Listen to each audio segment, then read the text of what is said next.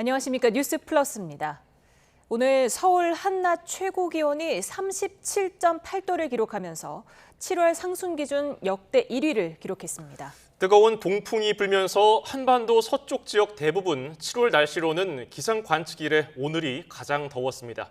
취재 기자를 연결합니다. 고한석 기자, 불과 7월 초인데 벌써 역대급 기온을 기록했죠? 네, 오늘 서울 공식 최고 기온은 37.8도입니다. 7월 상순 기준으로는 역대 최고입니다. 과거 1위가 1939년 7월 9일 36.8도, 2위가 2019년 7월 6일 36.1도였는데 이 기온을 1도 이상 훌쩍 넘어선 겁니다. 기상 관측 이래 118년 만에 가장 더운 날로 기록됐습니다. 동작구는 39.4도로 구로와 동대문, 강남구도 39도를 넘겼고 경기 광명, 철산동과 파주, 광탄면은 올해 처음 40도를 넘어섰습니다. 지금까지 공식적으로 우리나라 역대 최고 기온은 2018년 8월 1일 홍천에서 기록된 41도입니다. 오늘 수도권과 함께 충청, 호남 등 우리나라 서쪽 지역이 무더위에 시달렸습니다. 바람의 방향이 서풍에서 동풍으로 바뀌었기 때문입니다. 동풍이 태백산맥을 넘으면서 팬 현상으로 뜨거워졌고 열기가 한층 심해진 겁니다. 서쪽 지방의 폭염과 열대야는 주 후반까지 계속될 전망입니다. 이렇게 서쪽은 뜨거운 열기로 달아올라 대부분 지역에 폭염 경보가 내려진 반면 동해안은 하루 전까지 기승을 부리던 더위가 한풀 꺾이며 폭염특보가 해제됐습니다. 지금까지 과학기상부에서 YTN 고한석입니다. 전국에 폭염특보가 이어지는 가운데 열사병 등 온열 질환 환자가 지난해 2배로 급증했습니다. 질병관리청은 어제 하루 전국에서 98명이 온열 질환으로 응급실을 찾아 누적 환자가 977명으로 늘었다고 밝혔습니다. 추정 사망자 역시 7명으로 지난해 같은 기간 3명의 2배를 넘었습니다.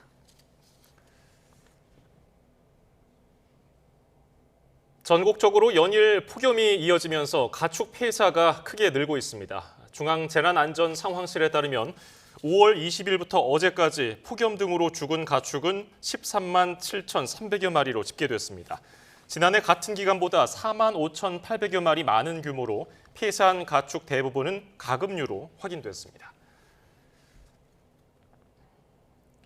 폭염이 계속되면서 전력 수급에 대한 불안도 커지고 있습니다. 최근 스페인과 포르투갈을 덮친 유럽 최악의 정전 사태가 경고등을 켠 가운데 정부와 에너지 당국도 긴장의 끈을 바짝 당기며 비상 상황에 대비하고 있습니다. 오동권 기자입니다. 지난 4월 스페인과 포르투갈을 덮친 유럽 역사상 최악의 대정전 사고. 태양광 등 재생에너지의 가널성에 전력망 불안정이 겹치면서 발생한 대정전 사고는 최대 45억 유로에 달하는 막대한 피해를 남겼습니다. 우리나라도 이른 폭염 속 전력 수요가 크게 오르며 우려가 커지고 있습니다. 최대 전력이 지난해보다 2주나 빨리 90기가와트를 초과했고 최대 전력 수요는 이미 93.4기가와트를 기록해 재작년 최대치에 근접했습니다. 여름철 역대 최대 전력 수요는 지난해 8월 97.1기가와트였는데 이를 넘어설 수 있다는 전망까지 나오고 있습니다. 정부는 전력 수급 준비 상황 점검회를 열고 현장 점검에 들어갔습니다. 산업부는 예비력 10기가와트 이상을 유지할 수 있다고 자신하면서도 혹시 모를 사고 대비에 착수했습니다. 역대급 폭염이 장시간 지속되거나 설비가 불시에 고장날 경우에는 상당히 좀 어려움이 있을 수도 있기 때문에 전력 수급 상황을 면밀히 모니터링하고 사전 조치도 철저히 해야 될 필요성이 있습니다. 한국전력공사도 재난종합상황실에서 전국 지역본부가 동시에 참여하는 훈련을 실시하고 9월까지 비상근무 인력 2만 5천여 명을 투입하며 비상 상황에 대비하기로 했습니다. 역대급 폭염에 전력 수요가 급증하면서 정부와 에너지 당국은 어느 때보다 긴장된 모습으로 대응에 나서고 있습니다. YTN 오동건입니다. 김건희 여사와 관련한 여러 의혹을 수사하고 있는 특검팀이 이번에는 경찰청 국가수사본부를 압수수색했습니다. 특검은 업무 협조 차원에서 관련 자료를 제출받는 차원이라고 밝혔습니다. 취재 기자를 연결합니다. 안동준 기자, 특검이 압수수색하는 곳이 어디입니까? 네, 민중기 특검은 경찰청 국가수사본부, 범죄정보과와 정보국 등에서 압수수색을 진행하고 있습니다. 특검은 이에 대해 사실이나 업무 협조 차원에서 관련 자료를 제출받는 차원이라고 설명했습니다. 이 특검 수사 대상이 김건희 여사와 관련된 여러 사건들인 만큼 이미 경찰에서 수사가 진행됐던 내용에 대해 경찰 내부 자료를 확인하는 것으로 보입니다. 앞서 특검팀은 오늘 공천 개입 의혹과 관련해 전방위 압수수색에 나섰는데요. 윤상현 국민의힘 의원 사무실을 비롯해 김영선 전 의원, 김상민 전 부장검사의 자택과 사무실 등 10여 곳에 대한 동시다발로 진행됐습니다. 지난 2022년 국회의원 재보궐선거와 지난해 총선에서 윤석열 전 대통령과 김건희 여사가 영향력을 행사했는지 파악하기 위해서입니다. 특검팀이 압수물 분석과 관련자 소환 조사 등을 신속히 진행하겠다고 밝힌 만큼 공천 개입 의혹에 대한 수사도 본격화할 전망입니다. 이와 함께 특검팀은 오늘 삼부토건 주가 조작 의혹과 관련해 양용호 유라시아 경제인협회 회장과 신규철 전 삼부토건 경영본부장을 불러 조사했는데요. 의혹의 출발점인 삼부토건과 유라시아 경제인연합회의 업무 협약 체결 과정에서 주가를 조작할 목적이나 정황을 확인하기 위해서입니다. 내일은 정창래 전 삼부토건 대표와 올해 이응준 회장에 대한 소환 조사도 예정돼 있는 만큼 수사도 정점으로 향하고 있습니다. 지금까지 사회부에서 YTN 안동준입니다. 숙명여자대학교는 오늘 교원 양성위원회를 열고 김건희 여사의 교원 자격증 취소를 요청하는 공문을 서울시 교육청에 발송했습니다. 이 같은 조치는 지난달 김 여사의 교육대학원 석사학위 논문에 대해 학위 취소를 결정한 데 따른 후속 절차라고 숙명여대는 설명했습니다.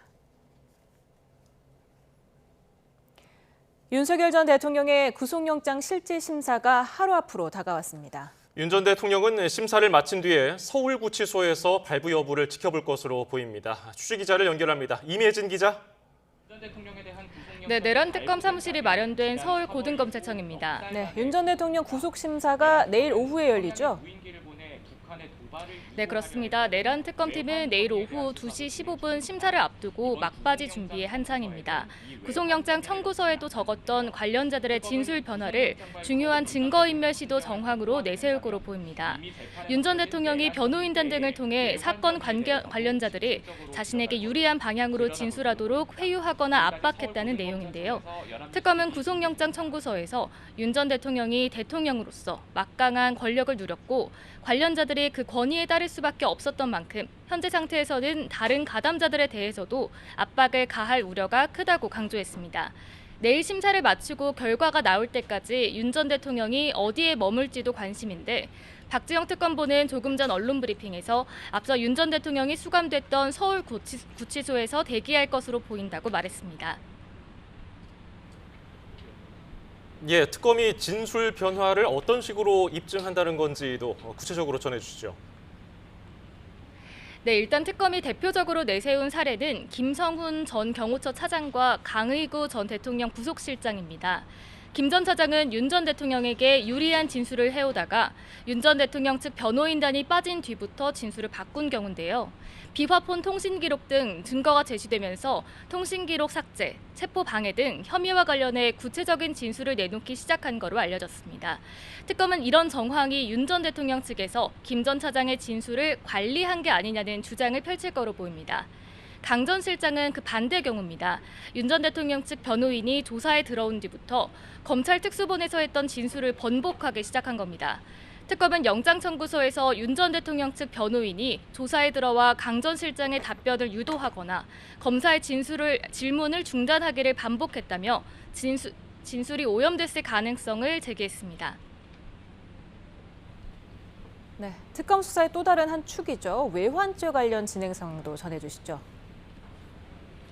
네, 특검은 이미 재판에 넘겨진 내란 혐의 외에 평양에 무인기를 보내 도발을 유도하려 했다는 외환 혐의 수사를 이어오고 있었는데요. 구체적인 죄명과 관계없이 혐의가 입증되려면 안보 라인의 어느 단계까지 무인기 작전에 관여했는지를 규명하는 게 가장 중요하다고 보고 있습니다.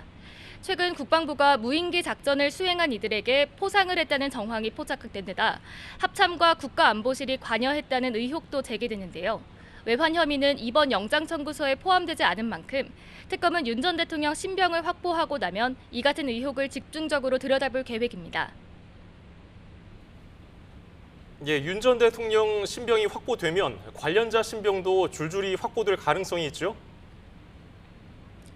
네, 특검은 윤 전 대통령 구속영장 청구서에서 한덕수 전 국무총리, 박종준 전 경호처장 등 주요 사건 관련자들을 공범으로 적시했습니다. 한 전 총리와 강의구 전 실장은 계엄 선포문 사후 작성 혐의의 공범으로 박 전 처장 등은 경호처 간부들은 체포 방해를 공모했다고 보고 있는 건데요. 특검은 윤 전 대통령의 구속이 필요한 여러 사유 가운데 하나로 범행의 중대성을 꼽았습니다. 이 사유가 법원에서 받아들여진다면 특검이 공범으로 지목된 이들에 대한 신병 확보를 검토할 거로 보입니다. 다만 윤 전 대통령 측은 특검이 혐의가 성립하지 않는데도 무리하게 영장 청구를 했다는 입장인데 윤 전 대통령이 심사에서 직접 입장을 밝힐지는 확실히 정리되지 않은 상황입니다. 네, 최상병 특검은 김태효 전 국가안보실 1차장을 부르기로 했습니까? 네, 최상병 특검은 VIP 경로설과 관련해 김태효 전 국가안보실 1차장을 오는 11일 직권남용 혐의 피의자 신분으로 불러 조사할 계획이라고 밝혔습니다. 김 전 차장이 참석했던 지난 2023년 7월 대통령실 수석비서관 회의가 경로설이 불거진 자리인 만큼 수사 외압과 관련해 당시 상황 등을 파악하기 위한 차원이라고 설명했습니다. 특검은 또 어제 소환했던 김계환 전 사령관과 앞서 출석했던 임성근 전 해병대 수사단장을 추가로 불러 조사한다는 계획인데요. 최상병 사망 사건, 또 VIP 경로설과 관련해 파악해야 할 내용이 더 남아있다고 설명했습니다. 이 밖에도 특검은 오늘도 최상병 사망 사건 기록의 이첩 회수 과정과 관련해 경찰 관계자들을 참고인으로 불러 조사했습니다. 지금까지 내란 특검 사무실에서 YTN 임혜진입니다. 법원이 내일 윤석열 전 대통령의 구속 전 피의자 신문을 앞두고 사흘간 차량 출입을 제한하는 등 청사 보안을 강화하기로 했습니다. 서울 법원 종합청사는 내일과 모레 윤 전 대통령의 구속영장 신문과 재판 기일이 잡혀 있어서 필수 업무 차량을 제외한 일반 차량 출입을 전면 금지하겠다고 밝혔습니다. 기간은 오늘 오후 8시부터 모레 자정까지입니다.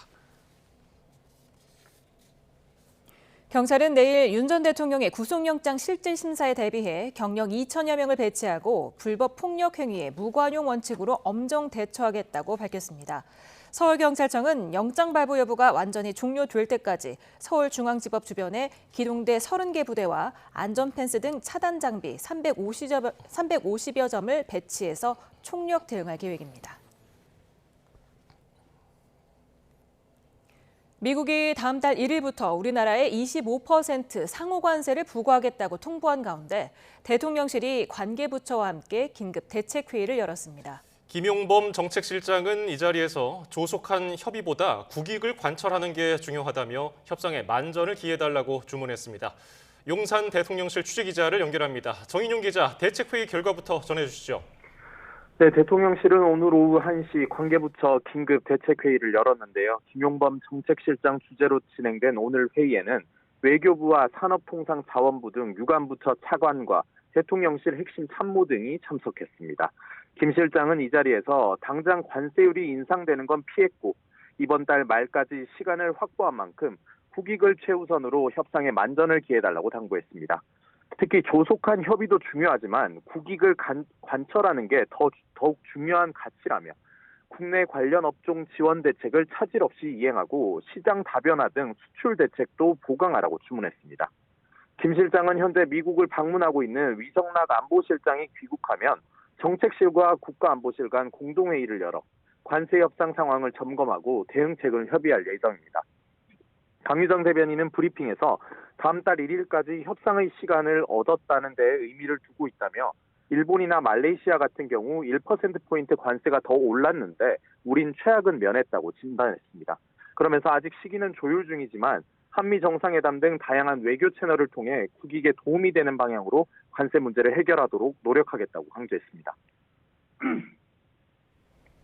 네, 이에 앞서 미국에서도 한미 안보 수장이 회동하고 또 관세 관련 논의를 진행했다고요. 네, 대통령실 위성락 안보실장이 미국 워싱턴에서 마르코 루비오 미 국무장관 겸 국가안보보좌관을 현지 시각 7일 만났습니다. 미국이 우리 측에 다음 달 1일부터 한국산 제품에 25% 관세를 부과하겠다는 서한을 보낸 이후 진행된 일정이었습니다. 우리 측은 우선 이 자리에서 관세 등 한미 간 현안 협상과 관련해 두 나라가 동맹 정신의 기초에 협의해야 할 필요성을 강조했습니다. 특히 조속한 시일 내에 한미 정상회담을 열어 재반 현안에서 상호 호혜적인 결과를 진전시켜 나가길 희망한다는 뜻을 전했습니다. 이에 대해 미 측도 공감을 표한 뒤 관세 서한이 발송됐지만 실제 부과 시점인 다음 달 1일까지 시간이 있다는 점을 언급했다고 대통령실은 설명했습니다. 한미 두 나라가 그 전까지 합의를 이루기 위해 긴밀히 소통하자고 미 측이 밝혔다는 겁니다. 우리 측은 또 새 정부의 실용 외교가 굳건한 한미동맹의 기반에 있다는 점을 강조했고 변화하는 안보 환경 속에서도 동맹이 더 단단해질 수 있도록 공조해 나가자고 했습니다. 아울러 양국은 한미 조선 협력을 두고 정부와 업계 등 다양한 영역의 역량 결집이 관건인 만큼 긴밀히 조율해 나가기로 했습니다. 양측은 그러면서 한미 안보실장 협의가 유용하다는 점에 대해 평가하며 앞으로도 당면 현안과 한미동맹의 미래 발전 방향에 대한 긴밀한 소통 의지를 나타냈습니다. 지금까지 용산 대통령실에서 전해드렸습니다. 관세 협상을 위해 미국을 방문 중인 여한고 통상교섭본부장이 미 상무부 장관과 면담했습니다. 여 본부장은 하워드 러트닉 상무부 장관을 만나 미국의 관세 조치 해소를 위한 한미 간 제조업 협력 방안 등을 논의했습니다. 여 본부장은 현지 시간 9일에도 러트닉 장관과 추가 면담을 이어나갈 예정입니다. 트럼프 미 대통령이 다음 달 1일부터 상호 관세 25%를 부과하겠다는 서한을 보낸 가운데 정부 업계가 민관 긴급 점검회의를 열었습니다. 산업부 문신학 1차관은 남은 기간 미국 측과 집중적 협상을 통해 국익 최우선 원칙 아래 관세로 인한 불확실성을 해소하고 상호 호혜적인 결과를 도출할 수 있도록 모든 역량을 총동원하겠다고 말했습니다. 업계 관계자들은 미국의 관세 조치 장기화로 어려움이 가중되고 있다며 정부가 이를 엄중히 인식하고 다음 달 1일까지 협상을 타결해 경영 불확실성을 완화해달라고 요청했습니다.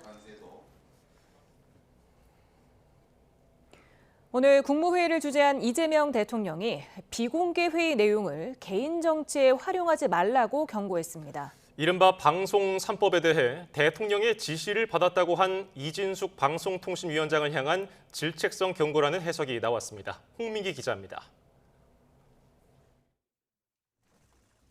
가벼운 웃음과 함께 화기애애한 분위기에서 시작된 국무회의. 요즘은 날짜가 하루 단위가 아니라 일주일 단위로 가는 것 같아서 여러분 보는 시간이 어제 봤는데 또 보나? 이런 생각이 들 때가 많습니다. 하지만 이어진 비공개 회의에서 이재명 대통령은 회의 참석자들을 강하게 질책한 것으로 알려졌습니다. 국무회의는 국정을 논하는 자리라며 회의 내용을 사적으로 이용해서는 안 된다고 강조한 겁니다. 비공개 회의 내용을 개인 정치에 왜곡해 활용해서는 안 된다고 강한 어조로 질책했습니다. 지시가 아닌 의견을 묻는 거였다는 말도 한 것으로 전해졌는데 이를 두고 이 대통령의 질책이 이진숙 방송통신위원장을 겨냥한 게 아니냐는 해석이 나왔습니다. 이 위원장은 앞서 국회 상임위에 출석해 방송 3법과 관련해 이 대통령의 지시를 받았다며 이렇게 말했습니다. 방송 장악, 언론 장악을 할 생각이 없으니 방송통신위원회에서 위원회 안을 만들어 보라라고 업무 지시를 했습니다. 하지만 대통령실은 직후 업무 지시가 아니라 의견을 묻는 거였다고 반박했는데 이어 이 대통령 또한 이 위원장이 참석한 국무회의에서 사실상 공개 경고를 날린 것으로 보입니다. 이런 가운데 감사원은 지난해 9월 이 위원장이 탄핵으로 직무정지된 뒤 유튜브 방송에 출연해 민주당 등 당시 야권을 비판한 것이 정치적 중립 의무 위반이라는 판단을 내놨습니다. 감사원은 이 위원장에게 주의 처분을 내리고 공직사회 전반에 정치적 중립과 품위 유지에 유의하라고 당부했습니다. YTN 홍민기입니다. 다음 주 새 정부 장관 후보자들에 대한 국회 인사청문회를 앞두고 여야 간의 기싸움이 치열해지고 있습니다. 더불어민주당은 새 내각이 하루빨리 자리 잡는 것이 민생 회복의 시작이라고 강조한 반면 국민의힘은 후보자들을 범죄 종합선물 세트라고 비판하면서 철저한 검증을 예고했습니다. 국회 취재기자를 연결합니다. 황보혜경 기자. 네, 국회입니다. 네, 민주당은 민생 법안 처리에 박차를 가하고 있죠. 네, 우선 고교 무상교육 국비 지원을 3년 더 연장하는 법안이 국회 상임위 문턱을 넘었습니다. 국회 교육위원회는 오늘 오후 전체 회의에서 지방교육재정 교부금법 개정안을 의결했습니다. 이 법안은 고교 무상교육 재원의 47.5%를 국가가 부담하도록 하는 특례 조항의 일몰 기한을 2027년까지 연장하는 내용을 담고 있습니다. 지난해 12월 민주당 주도로 국회 본회의를 통과했지만 지난 1월 당시 최상목 대통령 권한대행의 거부권에 막혀 폐기됐던 법안입니다. 7월 임시국회에선 이런 풍경을 자주 볼 수 있을 것 같습니다. 민주당 진성준 정책위의장은 오늘 라디오 인터뷰에서 지역화폐법 등 민생과 직결된 법안들을 우선 처리할 계획이라고 말했습니다.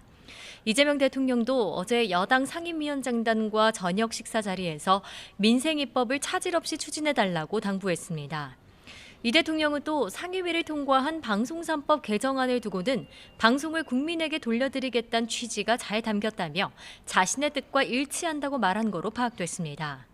다음 주부터 예정된 장관 후보자 16명의 인사청문회를 원활히 진행해 새 내각을 빠르게 구성하는 게 중요하다고도 말했는데요. 민주당은 새 내각이 조속히 구성되는 것이 민생경제 회복의 시작이라며 야당의 협조를 당부했습니다. 청문회와 더불어 7월 임시국회에선 노란봉투법, 농업사법 등 쟁점 법안들이 줄줄이 처리될 전망이라 여야 격돌이 예상됩니다. 예, 국민의힘은 다음 주 인사청문회를 앞두고 철저한 검증을 예고하고 있죠? 네, 국민의힘은 장관 후보자들을 검증할 7대 기준을 발표했습니다. 탈세, 부동산 투기, 병역 기피, 갑질, 취업 비리 등 한 가지라도 문제 있는 후보자는 공직 자격이 없다고 판단하겠다는 방침입니다. 국민의힘은 오늘 국회에서 공직 후보자 국민검증센터를 발족하고 각종 제보를 실시간으로 국민에게 공유하겠다고 밝혔습니다. 청문회 첫날인 오는 14일에는 남편의 스톡옵션 신고 누락 의혹을 받는 강선우 여성가족부 장관 후보자 청문회가 진행됩니다. 또 해양수산부 전재수 장관 후보자도 이날 청문회가 있습니다. 이어 제자학위 논문 표절 의혹이 제기된 이진숙 교육부 장관 후보자, 남편이 코로나19 관련 기업 주식을 보유해 논란이 된 정은경 보건복지부 장관 후보자도 주요 검증 대상으로 꼽힙니다. 국회 산중위 소속 국민의힘 의원들은 회견을 열고 산업부 김정관, 중기부 한성숙 장관 후보자가 각각 두산과 네이버 출신으로 두 기업이 성남시 특혜 의혹 등으로 재판을 받고 있다며 공직 뒷거래가 의심된다고 주장했습니다. 송원석 비상대책위원장은 후보자들을 가리켜 범죄 종합 선물 세트라면서 이재명 정부의 인사 기준이 국민이 아닌 피의자의 눈높이에 맞춰져 있다고 맹비난했습니다. 국민검증센터 단장 유상범 원내수석부 대표는 청문회 자료 제출을 거부하는 후보자는 반드시 고발하겠다고 경고했습니다. 한편 안철수 의원의 사퇴로 혁신위가 첫 발도 떼지 못한 채 좌초하면서 당내에선 개혁 동력이 약화할 수 있다는 우려도 나오고 있습니다. 김용태 전 비대위원장은 국회에서 기자들과 만나 혁신위가 성공하려면 인적 쇄신이 필수적인데 이른바 주류 인사들이 당을 장악하고 있어 혁신을 이루기 쉽지 않다고 지적했습니다. 지금까지 국회에서 전해드렸습니다. 국민의힘 권성동, 권영세 의원이 자신들을 인적 청산 대상으로 거론한 것으로 알려진 안철수 의원을 비판하는 글을 나란히 올렸습니다. 권성동 의원은 SNS에 혁신위원장이라는 중책을 영달을 위한 스포트라이트로 삼았다면서 그 자체로 혁신 대상이라고 비판했습니다. 권영세 의원은 안 의원의 기사를 공유하며 일부 인사들이 이익 추구를 공익이자 개혁인 양 포장하며 비열한 행태를 보인다고 SNS에 적었습니다. 윤석열 전 대통령의 영장 심사를 하루 앞두고 더불어민주당은 재구속을 촉구했습니다. 특히 김건희 여사도 포토라인에 세워 제대로 된 수사를 받아야 한다고 강조했습니다. 윤홍성 기자입니다. 구속 갈림길에 선 윤석열 전 대통령을 향해 민주당은 내란 수괴가 거리를 활보하는 현실은 민주공화국에 대한 조롱이자 법치에 대한 모독이라고 강도 높게 비판했습니다. 김병기 원내대표는 지난 4개월 마지막 여흥이 끝났다며 이젠 감옥으로 돌아갈 시간이라고 했습니다. 이어 특검 조사를 받는 지금까지도 허위 진술을 부하들에게 강요하고 있다면서 사법부의 재구속을 촉구했습니다. 내란 수괴 윤석열과 그 일당들 그리고 내란 동조 세력이 법과 역사의 심판을 받을 때까지 긴장을 늦추면 절대 안 됩니다. 윤석열이 무너뜨리는 상식과 정의가 바로 서는 날이 되길 기대합니다. 특히 김건희 여사를 향해서도 영부인의 지위로 국정 전반에 개입한 것도 모자라 주가 조작에 이용한 것이 명백하다며 특검이 김 여사를 포토라인에 세워야 한다고 강조했습니다. 빼박 증거가 넘쳐나는 김건희에 대해 신속하고 철저하게 수사하기 바랍니다. 김건희를 검찰 포토라인에 세워 법 앞에 모두가 평등함을 입증하기 바랍니다. 민주당은 윤 전 대통령 부부를 넘어 국민의힘으로 전선도 넓혔습니다. 내란범에 대한 사면 복권을 제한하고 나아가 내란범 배출 정당은 국고 보조금을 끊는 내용의 내란특별법이 박찬대 의원 주도로 발의된 겁니다. 비상계엄이 선포된 지난해 12월 3일을 기점으로 지급된 돈까지 환수하겠다는 방침인데 3대 특검으로 가뜩이나 뒤숭숭한 야당으로선 치명상일 수밖에 없습니다. 때마침 공천 개입 의혹을 수사하는 김건희 특검팀이 윤상현 의원 사무실 등을 전격 압수수색하면서 국민의힘은 정치보복, 과잉 수사라고 반발하고 있습니다. 옛말에 화무십일옹이고 건불 10년이라고 했는데 그 칼날이 언제 되돌아올지 모릅니다. 윤석열 전 대통령의 신병 확보에 따라 특검 수사가 요동칠 수 있는 만큼 여의도 정치권은 서초동에 주목하고 있습니다. YTN 윤홍성입니다. 성장호르몬 제제 등 전문의약품을 불법으로 판매한 도매상이 적발됐습니다. 의사 처방 없는 전문의약품 투약은 부작용 위험이 큰데도 보디빌딩 선수들이 근육을 단련하는 데 사용한 것으로 드러났습니다. 김종호 기자입니다. 전문의약품 도매상 창고에 약 상자가 가득합니다. 성장호르몬 제제부터 중초신경 흥분제인 에페드린, 이뇨제 등입니다. 도매상은 지난 2020년 1월부터 5년 가까이 전문의약품 판매 자격이 없는 유통업체에 약을 넘겼습니다.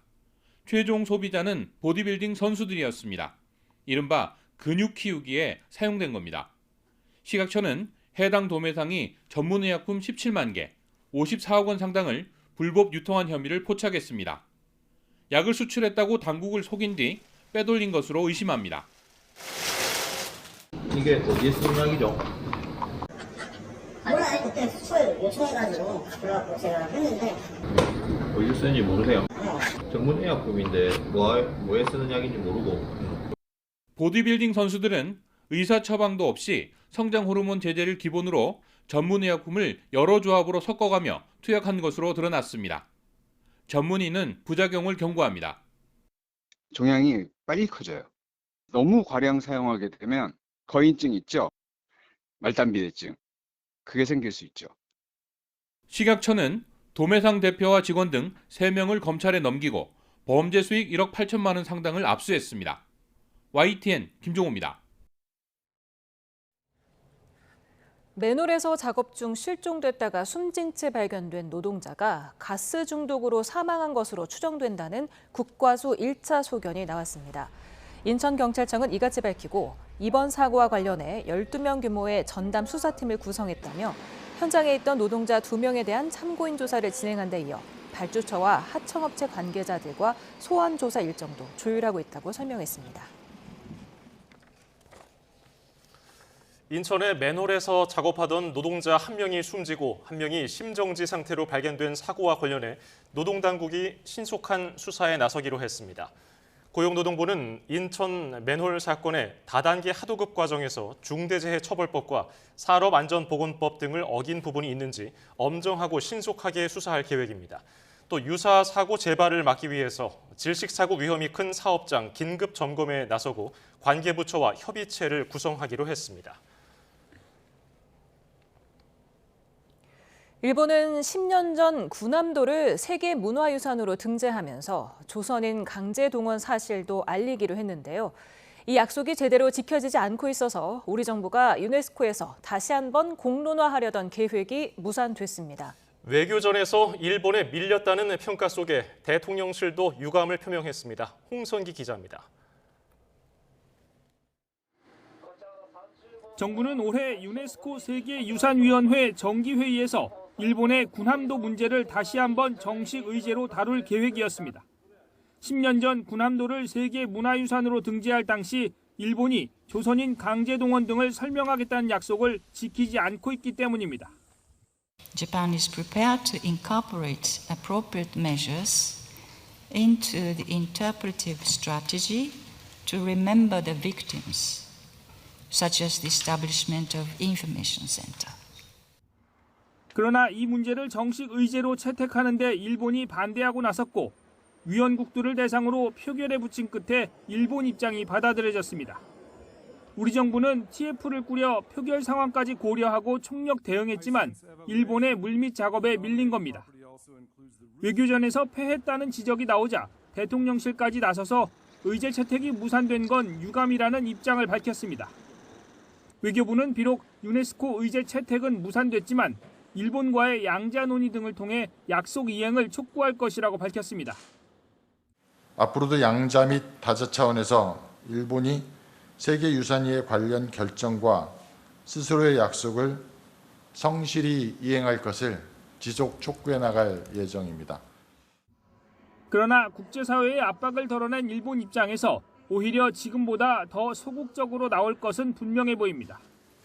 사도광산 역시 세계유산 등재 후 태도를 바꾼 일본 때문에 지난해 추도식 직전에 우리 정부와 유족들이 불참하는 사태가 빚어졌습니다.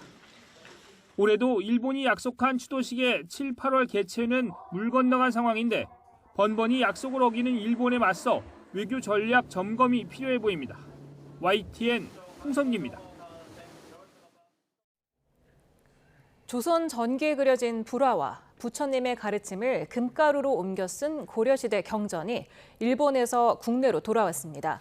환수된 조선시대 불화는 저승에서 죽은 사람의 죄를 심판하는 10명의 왕을 그린 시황도로 의복과 배경, 무늬가 섬세하게 묘사돼 있습니다.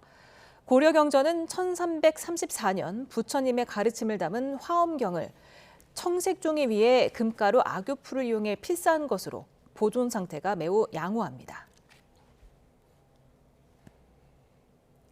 배우 이시영 씨가 이혼 소송 과정에서 전 남편 동의 없이 냉동 배아를 이식해서 둘째를 임신했다고 밝혔습니다. 이 씨는 자신의 선택에 책임지겠다고 밝혔지만 법적 책임과 생명 윤리를 두고 엇갈린 반응이 나오고 있습니다. 신지원 기자입니다.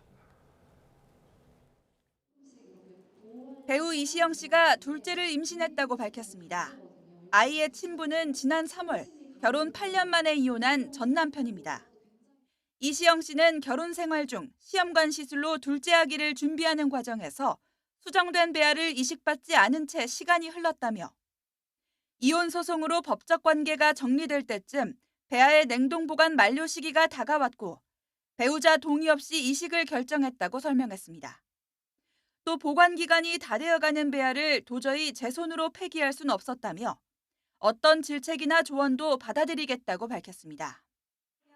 용기 있는 결정이라는 평가도 있지만 배우자 동의 없이 배아 이식을 결정했다는 점에서 생명윤리에 어긋난다는 비판도 나옵니다. 이 씨의 경우 전 남편이 시험관 시술에는 반대했더라도 아이에 대해선 책임지겠다는 입장으로 알려졌지만 비슷한 사례가 반복될 경우 법적 분쟁으로 번질 가능성도 있습니다. 동의 여부에 따라서 상속이라든지 또는 이제 양육비 지급에 관해서 양 당사자 간의 분쟁의 소지가 있을 것 같고요. 동의서 내용이 어떻게 작성되어 있느냐에 따라서 생명윤리법 위반이 해당이 된다, 안 된다, 그 문제가 발생할 수 있을 것 같습니다. 이시영 씨의 소속사는 둘째를 임신한 것은 사실이라면서도 개인적인 부분은 답변이 어렵다고 밝혔습니다. YTN 신지원입니다.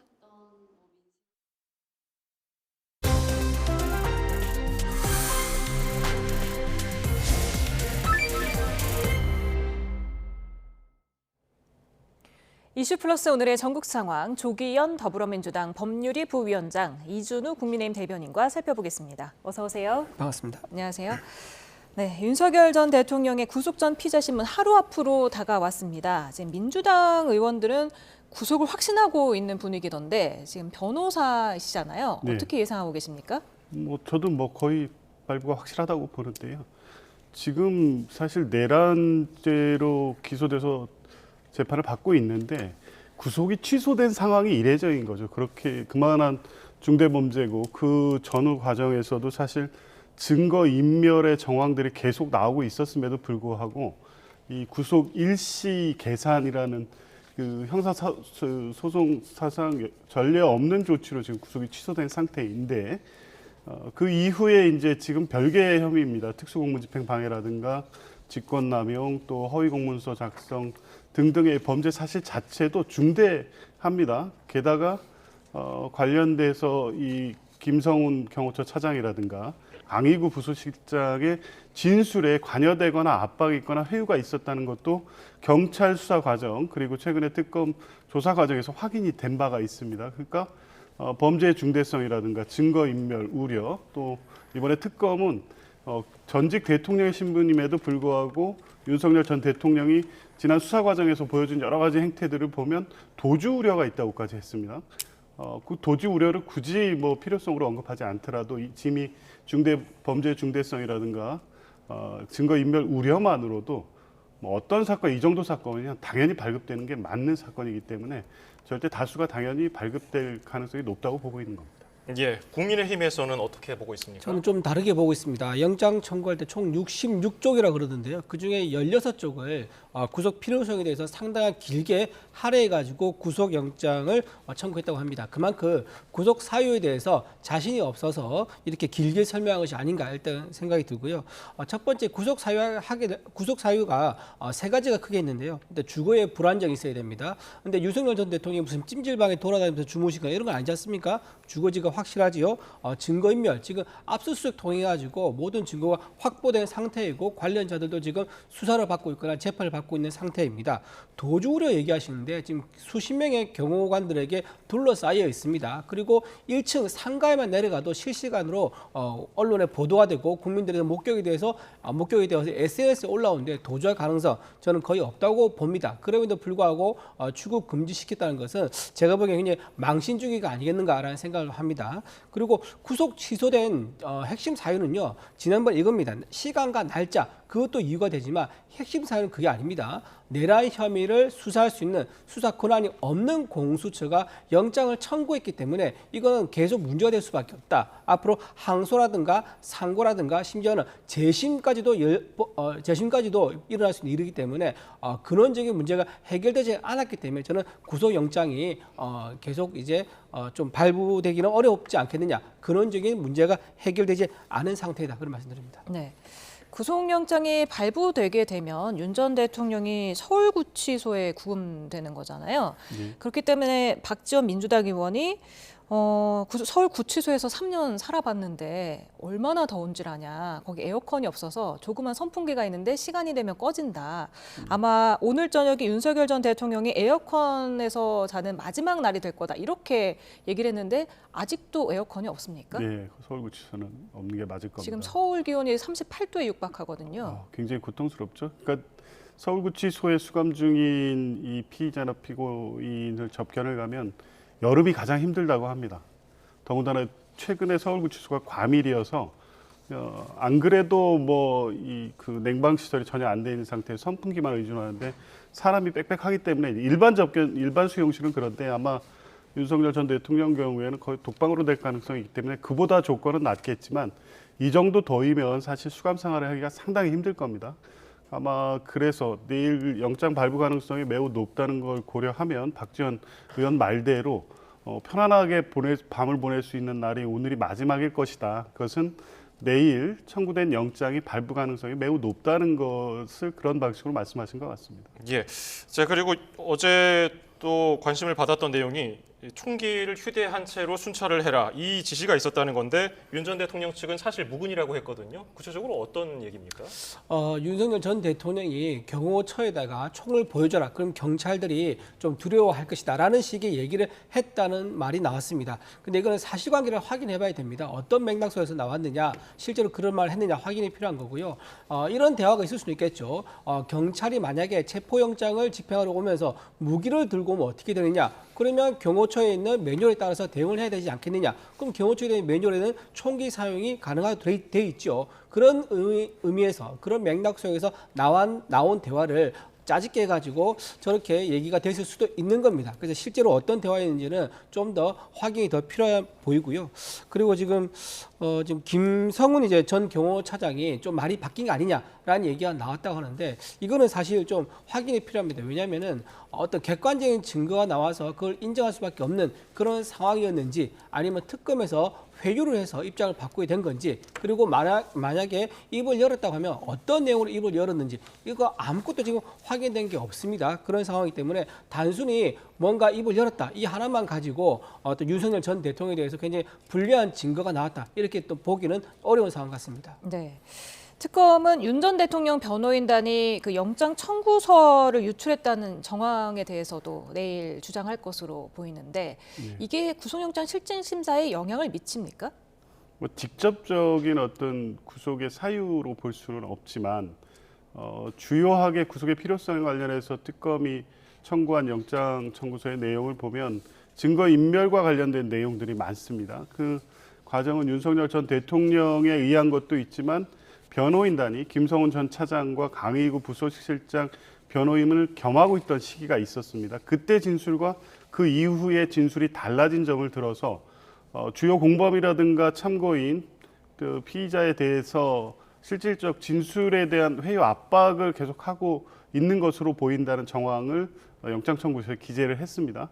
그러면 이제 변호인단이 이것을 유출한 것으로 특검은 보고 있는데 그것 역시 개인정보가 삭제되지 않는 내용 그리고 이 강의구 부속실장 등 윤석열 전 대통령에게 불리한 방향으로 진술을 번복한 사람들의 이 진술 내용이 그대로 지금 나와 있다고 하면 실제 윤석열 전 대통령의 측근이라든가 윤석열 전 대통령을 지지하는 강성 지지층들이 이것을 어떻게 받아들일 것이며 이 사람들에 대한 어떤 압박이라든가 이런 게 작용할 가능성이 있기 때문에 그것을 의도하고 일부러 공개했다 이렇게 보고 있는 겁니다. 그러면 이거는 수사에 대한 방해도 될 수 있고 간접적인 증거 인멸의 어떤 수단으로 사용하고 있기 때문에 변호인단이 이런 행위는 개인정보법 위반이라든가 공용 이 공무상 비밀 누설에 해당될 수 있다는 부분을 강력하게 경고하는 것이고요. 이 행위 자체에도 위법 소지가 있는 데다가 이후에도 윤석열 전 대통령의 변호인단이 사실상 수사를 방해하는 행위를 하지 말라는 경고의 의미도 있는 것 같습니다. 예, 조금 전에 이준우 대변인께서 얘기하신 부분도 있는데 김성훈 전 경호처장하고 강의구 전 대통령 부속실장 발언이 좀 바뀐 부분에 대해서 지금 언론이 또 주목하고 있거든요. 김 전 경호처 차장 같은 경우는 변호인단이 빠진 뒤부터 진술을 바꿨고 강 전 부속실장은 대통령 변호인단 전 대통령 변호인단이 들어온 뒤부터 이제 진술이 바뀌었는데 이 부분은 어떤 게 쟁점입니까? 그러니까 진술은 임의적으로 해야 됩니다. 그리고 검찰이나 경찰의 수사를 받는 피의자는 입회한 변호인의 조력을 받죠. 근데 입회한 변호인의 조력은 당연히 자기가 변호하는 피의자를 위해서 이 조력을 하게 되는데 강의구 부속실장하고 김성훈 전 차장의 변호인들, 그 변호인들은 윤석열 전 대통령의 변호인 중에 한 분이었던 것으로 알려졌습니다. 이분들이 입회하고 있을 때와 입회하지 않을 때의 진술이 바뀐 겁니다. 이 김성훈 차장 같은 경우에 경찰 진술에서는 윤석열 전 대통령이 경호처에 체포영장 집행을 저지하라고 직접적으로 지시하지 않은 취지의 진술을 했던 것으로 보이는데 이번에는 실제 이 총 얘기라든가 이런 부분의 진술이 김성훈 전 차장으로부터 나온 것으로 보이고 그 바뀌는 계기가 된 게 입회하고 있던 윤석열 전 대통령의 변호인이 입회에서 빠지게 되면서 그 이후에 진술이 바뀌었다는 거고요. 강의구 부속실장도 검찰에서의 진술과 이번 특검에서의 진술이 바뀌었는데 이번 특검 진술 과정에서는 그 변호인이 입회하지 않은 겁니다. 그러면 그때 입회했던 변호인들이 강의구라든가 김성훈 차장 자기들의 피의자를 변호하기 위해서 조력하기 위해서 입회한 것이 아니라 윤석열 전 대통령에게 유리한 진술을 하도록 압박하고 검찰의 질문을 끊고 이 흐름을 그런 방식으로 만들어갔다는 것으로 특검은 보고 있는 거죠. 이 과정이 이 주요 참고인의 피의자에 대한 위해, 압박으로 보고 이것을 증거 인멸의 어떤 내용으로 보고 있는 겁니다. 그런가? 제가 좀 말씀을 좀 추가 좀 드릴 수밖에 없는데 지금 진술 바뀐 게 이게 결국은 이게 결국은 뒤에 바뀐 내용이 진실 아니겠느냐라고 이제 민주당이 주장하고 있는 것 같습니다. 자, 그런데 이 비슷한 경우가 이재명 대통령한테 있었습니다. 바로 이화영 전 경기도 부지사지요. 그분께서 처음에 대북 송금에 대해서 이재명 당시 도지사에게 보고를 했다라고 초기에 진술했습니다. 그때 변호사가 있었는데요. 나중에 변호사가 바뀝니다. 바로 이재명 도지사가 보낸 변호사가 들어갑니다. 그 변호사가 들어가면서 입회를 하니까 그때부터 보고한 적이 없다고 또 말이 바뀝니다. 자, 그렇게 해서 1, 2, 3심을 했는데요. 3심에서 결국은 유죄 판결이 나왔습니다. 그러면서 판결문에 이재명 대통령의 이름이 104번이나 등장합니다. 결국 무슨 말이냐? 초기에 변호사 있을 때 그때 진술했던 게 그게 더 신빙성이 높다는 얘기인 거죠. 이재명 도지사가 전 도지사가 보냈던 그 변호인이 들어가서 입장이 바뀐 것에 대해서는 인정하지 않았다, 그런 내용입니다. 즉 다시 말하면 변호인이 들어와서 있거나 없거나 이렇게 바뀐 내용이 중요한 게 아니라 객관적 사실과 증거에 얼마나 부합하느냐, 그걸 따져보는 건데 거기에 부합하지 않으면 아무리 진술이 바뀌었다 하더라도 그게 판결문에서 판단이 되지가 않고 배척되는 경우가 상당히 많습니다. 그렇기 때문에 지금 이렇게 진술이 바뀌었다는 그 하나만으로 뭔가 유죄가 있는 것처럼 이렇게 보는 것은 굉장히 섣부르다 말씀드립니다. 그 사실관계를 확인해야 될 것 같은데요. 그 대북 소금 사건을 이 사건과 지금 비교해서 그 언급할 문제는 아니기도 하거니와 그 이재명 대통령이 그때 어떤 변호인을 보냈다는 거죠? 뭔가 사실관계를 지금 제가 사실 말씀드릴게요. 진술이 바뀌었다는 거, 이게 같은 구조라는 겁니다. 그때 이화영 부지사도 진술 바뀐 거죠. 아니, 처음에 그러니까 보고했다고 했다가 안 이재명 했다고 대통령이 했다가. 어떤 특정 변호인을 보내서 그렇죠. 진술을 회유했다고 그때 이미 언론에 많이 보도가 됐었습니다. 이재명 측에서 보낸 변호인을 받으라고 했었고 이화영 전 부인이 빨리 변호사를 바꿔라고 했는데 이화영 이제 부지사가 그걸 안 받고 처음에 굉장히 이제 변호사를 선임 안 하겠다고 해서 논란이 됐었습니다. 그래서 그때 당시에도 이재명 전 도지사가 보낸 변호인을 받느냐 안 받느냐 그런 논란이 많이 있었었지요. 네, 다른 주제로 좀 넘어가 보겠습니다. 민주당 당권주자 박찬대 의원이 내란 특별법을 발의했습니다. 이게 실제로 국회 문턱을 넘을 경우에 윤 전 대통령의 사면 복권이 제한이 되고요. 국민의힘은 국고보조금을 받을 수 없게 됩니다. 이 법안이 통과될 가능성 어떻게 보십니까? 일단 아직 의안정보 시스템에 등록이 안 된 걸 보니까 국회에 정식 접수된 것 같지는 않고요. 발의하겠다는 지금 제출했거든요. 예. 그럼 이제 제출이 됐고 곧 등록이 될 것 같은데 지금 내란 청사는 박찬대 대표 후보나 정청래 대표가 동일하게 신속하게 내란 청산을 해야 된다는 입장을 갖고 있고요. 그 방식은 내란 특검에 의해서 관련자를 처벌하는 사법적 절차가 있고 국회 안에서 다시는 이러한 일이 이루어지지 않도록 하는 제도적 보완 장치 두 가지가 있을 수 있습니다. 이 입법적 보완이라는 거는 실제 이 국회의원들이 내란 과정에 관여할 수 있는 여러 가지가 있지 않습니까? 예를 들면 해제 결의안에 의한 표결을 방해한다든가 그리고 내란에 연루된 자들이 계속적으로 정치적 영향력을 행사하는 행위를 할 수 있게 된다면 이후에 다시 이런 일이 없겠다 이런 보장을 할 수가 없는 겁니다. 그래서 아예 입법적으로 그것을 완벽하게 차단하기 위한 내란 특별법을 발의를 한 것이고요. 그 내용들을 보면 이제 내란에 관여했던 분들에 대해서 향후의 정치 활동이라든가 이 관련된 내용들을 제한하는 것입니다. 아마 이 제한된 내용들을 보면 민주당 내에서도 상당수 동의가 있을 수 있는 내용들이고 이것이 특정 어떤 의원들에 대한 어떤 정치 보복적 성격이라기보다는 12.3 비상계엄 내란과 같은 일이 다시는 우리 헌정사에 발생하지 않도록 입법적 그 절차를 하겠다는 취지이고 그 내용 또한 국민들이 공감할 수 있는 부분이기 때문에 일부 내용 수정은 있을 수 있겠으나 국회에서도 충분히 통과될 수 있는 법안으로 보입니다. 예, 그리고 또 내용을 살펴보면은 내란 재판을 전담하는 특별재판부를 설치해서 법 기술로 내란 수괴를 풀어주고 비공개 재판을 하는 등 특혜를 주는 것을 원천 차단한다. 이런 내용이 들어있어요. 근데 지금 내란범이 나온 정당의 국고보조금을 중단한다는 것은요. 제가 보기에는 지금 윤석열 전 대통령과 국민의힘을 엮어서 마치 내란이 확정된 것처럼 하기 위해서 국민들에게 오인할 수 있도록 이미지를 심어주기 위해서 선전선동하기 위해서 이런 입법을 하는 게 아닌가라는 생각이 좀 들고요. 또 두 번째 문제는 이 공산주의 국가에서는 있을 법한 일입니다. 공산주의 국가에서는 공산당 당 하나만 지금 사실상 존재하죠. 물론 명목상의 야당이 있긴 하지만 아무런 역할을 못하는 야당입니다. 사실상 일당 체제를 만드는 거죠. 일당 체제를 추구하는 이재명 대통령의 첫 단추가 아닌가 굉장히 우려스럽다는 말씀을 드리고요. 세 번째로는 51% 국민이 이재명 대통령을 지지하지 않았습니다. 49% 득표율로 당선이 됐는데 그러면 이재명 대통령을 지지하지 않은 51% 국민을 누가 대변을 합니까? 그 국민들을 그러면 탄압하겠다는 겁니까? 그건 굉장히 말이 되지 않는 얘기다. 그리고 마지막으로 내년에 지방선거가 있는데요. 내년 선거를 앞두고 국민의힘에서 후보를 내지 못하도록 하기 위해서 국고 보조금을 중단시키는 이런 음모가 아닌가라는 생각까지도 하게 됩니다. 가장 우려스러운 것은 이 법안을 하면서 나온 바로 판사의 이름입니다. 쥐겸 판사를 언급했습니다. 민주당에서 이렇게 특정 판사를 언급함으로써 이렇게 앞으로 사법부에서 민주당의 눈에 띄는 민주당이 마음에 들지 않는 판결을 한다면은 반드시 이렇게 공개적으로 망신을 주고 어떤 조치를 취할 수 있다는 그런 압박을 하기 위해서 이런 언급을 한 게 아닌가 싶어서 굉장히 우려된다는 말씀드립니다. 네. 그런가 하면 김건희 특검이 윤상현 의원, 김영선 전 의원, 그리고 김상민 전 검사 자택과 사무실 10여 곳을 압수수색을 했던데 이건 어떤 내용입니까? 이 명태규 씨의 공적 개입 관련해서 이미 국민들이 알고 있는 사실관계가 굉장히 많습니다.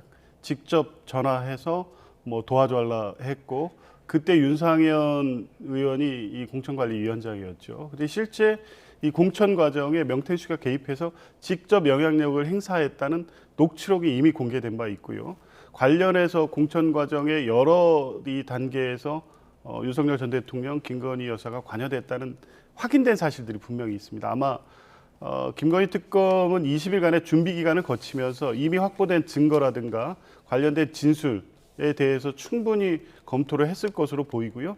그래서 바로 수사 개시한 직후에 이 주요 핵심 피의자인 윤상현 의원 등에 대한 압수수색 절차에 들어간 겁니다. 윤상현 의원은 당시 공천관리위원장이었기 때문에 윤석열 전 대통령이 전화를 했다는 취지의 녹취록의 내용에 의하면 실제 그런 이 당의 어떤 당원 당규에 의한 공천관리가 아니라 명태균 씨의 청탁을 받은 김건희 여사의 윤석열 전 대통령의 어떤 지시 내지 요구에 의해서 공천 과정이 관리됐다고 하면 이건 위법한 것이고요. 이 내용들을 확인해 가는 과정에 있다고 봅니다. 이건 단순히 녹취록에 이름이 언급됐다는 정도라면 아마 특검이 이렇게 신속하게 압수수색을 하기는 어려웠을 거고요. 실제 이 공천 관여 의혹에 부합하는 상당한 사실관계나 진술이 확보돼 있는 것으로 보입니다. 그래서 관련된 명태균 의혹 사건도 아마 조만간에 상당한 실체적 진실에 접근할 수 있을 것으로 보입니다. 예, 국민의힘은 어떤 반응입니까? 본격적인 정치 보복이 시작됐다 이렇게 말씀을 드립니다. 생각보다 속도가 빠른 것 같습니다. 이재명 대통령께서 과거에 정치 보복 안 하겠다고 강조를 한 게 역설적으로 정치 보복 하겠다는 그런 우려를 많이 자아냈었는데요. 우려가 현실이 됐습니다. 한 달 정도 되는 이제 아주 짧은 기간에 압수수색을 하면서 현역 국회의원들이 일하고 있는 국회의원회관까지 압수수색을 한다는 거. 이거는 언론을 통해서 국민의힘 의원들이 뭔가 굉장히 부정한 정당이다, 부정한 이제 의원들이 모여 있는 곳이다라는 아주 안 좋은 이미지를 덮어 씌우기 위해서 이렇게 하는 게 아니겠는가 생각이 들고요. 더군다나 시기상으로 보면은 다음 주부터 어떻습니까? 지금 민주당에서 장관 후보자들 인사청문회가 쭉 예정되어 있습니다. 지금 너무 자격 미달인 후보들이 많이 나왔습니다. 패밀리 비즈니스라든가 논문 표절 등등 너무 많은 의혹이 나와 있는 자격 미달인 후보가 있는데 이 검증하는 것을 시선 돌리기 또는 이제 물타기 이런 용도로 쓰기 위해서 이렇게 다음 주 국회 인사청문회를 앞두고 이렇게 본격적으로 국민의힘에 대한 압박을 한 게 아니겠는가. 굉장히 정치적인 사건이다. 저는 그렇게 생각하고요. 마지막으로 아까 녹취록 나왔다는 말씀하셨는데요. 녹취록 사실 그렇게 말씀하시면 안 된다 봅니다. 왜냐하면 이재명 전 대통령께서 위증교사한 녹취가 나왔지 않습니까? 그거에 대해서는 뭐라고 했습니까? 문제가 없다고 얘기했었는데 왜 이 녹취에 대해서는 문제가 있다고 얘기합니까? 같은 녹취인데 예. 상황에 따라서 다르게 말하는 것은 굉장히 부적절하다고 말씀드립니다. 네, 조금 전에 들어온 속보 하나 전해드리고 계속 이어가도록 합니다. 알려드립니다. 서울 서남권에 오늘 오후 6시 반부터 호우주의보가 내려졌습니다. 특보 지역은 양천구와 강서구, 구로구, 영등포구, 동작구, 관악구, 금천구입니다. 기상청은 오늘 기온이 크게 오른 가운데 대기가 불안정해지면서 이 지역에 강한 소나기 구름이 만들어지고 있어서 주의가 필요하다고 밝혔습니다. 예, 특보 지역에는 돌풍과 벼락을 동반한 시간당 30mm 안팎의 강한 비가 내리고 있는데요. 앞으로 전해드린 이 지역들에는 오늘 저녁까지 최고 60mm의 비가 더 내릴 전망입니다. 이 지역에 계신 분들은 주의하시기 바라겠습니다. 네, 지금 국민의힘 내에서 어제 안철수 의원의 당 혁신위원장직 사퇴로 좀 당내 분위기가 뒤숭숭한데 안철수 의원이 오늘 페이스북에다가 김문수 전 장관님, 한동훈 전 대표님 전당대회에 함께 출마합시다 이렇게 제안을 했더라고요. 지금 이제 혁신위원장 사퇴를 하는 발표만 해도 상당히 임팩트가 있었는데 혁신위원 사퇴와 동시에 전당대회에 출마한다고 당 대표에 도전한다고 얘기를 했습니다. 자, 그러다 보니까 본인이 출마한 거에 대한 임팩트에 힘을 더 실어주기 위해서 김문수 후보와 한동훈 후보를 끌어들인 게 아니겠는가라고 생각을 할 수 있을 것 같습니다. 한 가지 좀 아쉬운 부분 말씀드리면 혁신위원장을 맡기 전에 혁신위원장을 맡을지 말지를 좀 더 신중하게 판단을 했어야 됐는데 이번에 혁신위원장 맡고 나서 5일 만에 다시 혁신위원장은 사퇴를 했습니다. 그러니까 또 철수하느냐 이제 이런 얘기가 또 비판이 나올 수밖에 없는 거죠.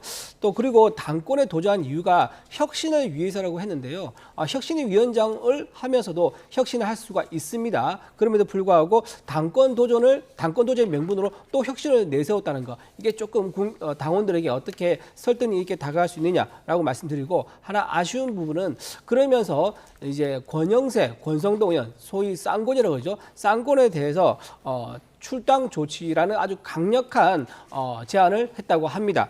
자, 그런데 이게 당원들에게 어떻게 비춰질지 생각해 보셔야 됩니다. 선거에 나가야 되면 결국 당원과 원내 의원들의 지지를 얻어야 되는데 당 대표가 되자마자 누군가를 내쫓는 것부터 먼저 하겠다고 하면은 그 불똥이 튈 것을 의식할 수밖에 없는 그런 원내 의원들에게 과연 지지를 받을 수 있을지 이 부분은 안철수 후보가 풀어 나가야 될 문제라고 생각합니다. 예, 민주당은 전당대회 공식 후보 등록 이틀 앞두고 있는데 지금 정청래 의원과 박찬대 의원 같은 듯 하면서도 약간 달라요. 싸우는 당대표가 되겠다 정청래 의원, 섬기는 당대표가 되겠다 박찬대 의원. 당원들과 의원들 좀 지지하는 게 좀 다릅니까? 어떻습니까? 뭐 그렇죠. 이 기본적으로 당원 중심의 정당이라든가 지금 이재명 정부가 추구하고 민주당이 계속해 왔던 검찰개혁, 사법개혁이라든가에 대한 강력한 의지라든가 대부분 주요 항의하려는 당을 어떻게 운영하겠다는 방향과 노선에 대해서는 크게 차이가 없는데요. 뭐 다 느끼시겠지만 리더십의 차이입니다. 정청래 의원 같은 경우에는 강력한 개혁주의자고 그걸 바로 실행으로 옮기고 그걸 또 메시지로서 강력하게 하는 방식이고 박찬대 원내대표는 뭐 이 내란 과정에서 이제 강력한 리더십을 보여주기는 했지만 상당히 좀 포용적이고 이런 리더십을 갖고 있죠. 아마 그거에 대해서 지금 이재명 정부 1기 때의 민주당 대표가 어떤 리더십이 필요한 것이냐 이 부분에 대해서 당원들의 어떤 선택지가 남아 있는 것이고요. 이제 그런 면에서 보면 당 안에서는 초기에는 약간 과열되면서 이제 상호 비판 지지하는 당원들 간의 비판의 목소리가 있었지만 이 둘을 놓고 그냥 합리적 선택을 해보자. 그러면서 이번 이 전당대회를 축제로 만들어보자 이런 분위기가 형성이 되고 있습니다. 아마 그래서 당원들이나 또 아마 국민 여론조사까지 반영이 되는데 이재명 정부의 성공, 뭐 그걸 통해서 민생 경제 안정 등을 하기 위해서 집권 여당, 더군다나 거대 여당인 민주당의 리더십에 누가 맞는가 이런 선택이 중요하게 될 것 같습니다. 네. 이제 장관 후보자들의 인사청문회 일정이 줄줄이 이어집니다. 지금 국민의힘은 국민검증센터를 띄우면서 송곳 검증을 예고를 했는데요. 지금 주진우 국민의힘 의원이 이진수 교육부 장관 후보자가 제자 논문을 표절했다. 그러면서 이렇게 증거로 오늘 페이스북에 비교하는 걸 올렸더라고요. 네, 저도 그걸 봤는데요. 참 낯뜨거울 정도로 거의 뭐 복사 수준의 어떤 그런 표절이라는 것이 확인이 됐습니다. 그러면서 급하게 표절했는지 아니면 직접 표절한 게 아니라 누구 시켜서, 즉 조교를 시켜서 표절했는지는 알 수가 없습니다. 알 수가 없지만 한글을 영타로 잘못 이제 입력되는 바람에 W 이제 JT, 그러니까 저게 한글로 치면 정자라 그러더라고요. 저렇게 오타가 난 거를 그대로 표절을 시켜가지고 본인이 제출했다고 합니다. 본인이 만약 직접 썼던 논문이다 또는 본인이 직접 표절했다 그러면 저런 오타를 그냥 넘길 수가 없겠죠. 표절도 직접 한 게 아니라 남을 통해서 표절한 게 아니라는 그런 면에서 굉장히 우려된다는 말씀드리고요. 표절률이 무려 74%의 논문도 있다고 합니다.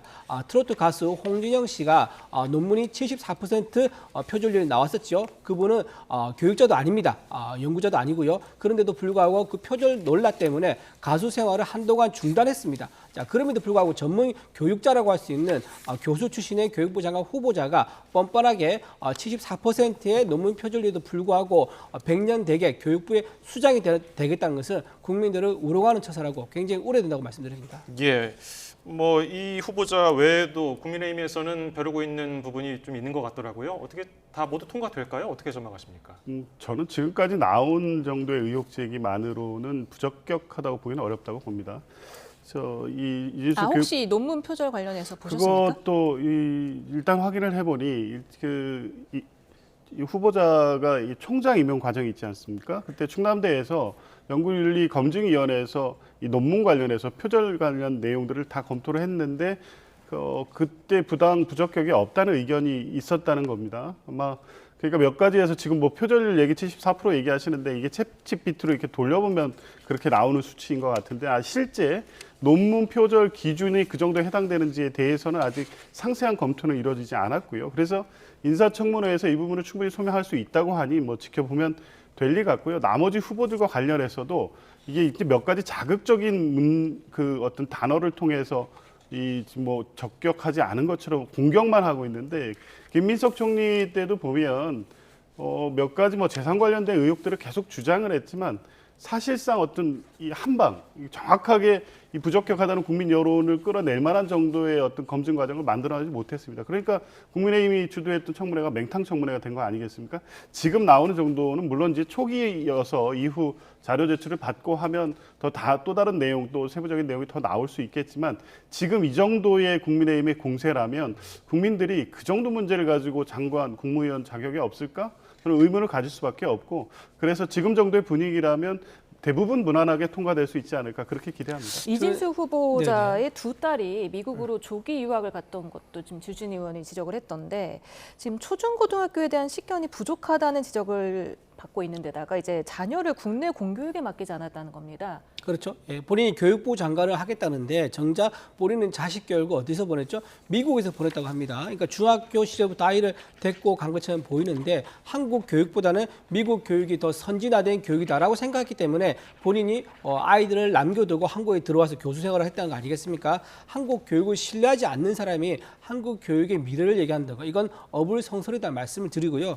그리고 지금 논문에 대해서 별 문제가 아니라고 얘기하는데 저는 굉장히 이해하기 어렵습니다. 왜냐하면 김건희 여사 같은 경우는 논문 표절 논란이 있었지 않습니까? 그때 김 여사에 대한 표절률이 얼마냐? 48%, 28%였습니다. 석사가 48% 정도 되고요. 박사가 28.9%가 정도 됩니다. 그런데 지금 이진숙 이제 교육부 장관 후보자는 74%입니다. 2배가 넘습니다. 박사학위 논문 같은 경우는. 근데 이게 별 문제가 아니라고요?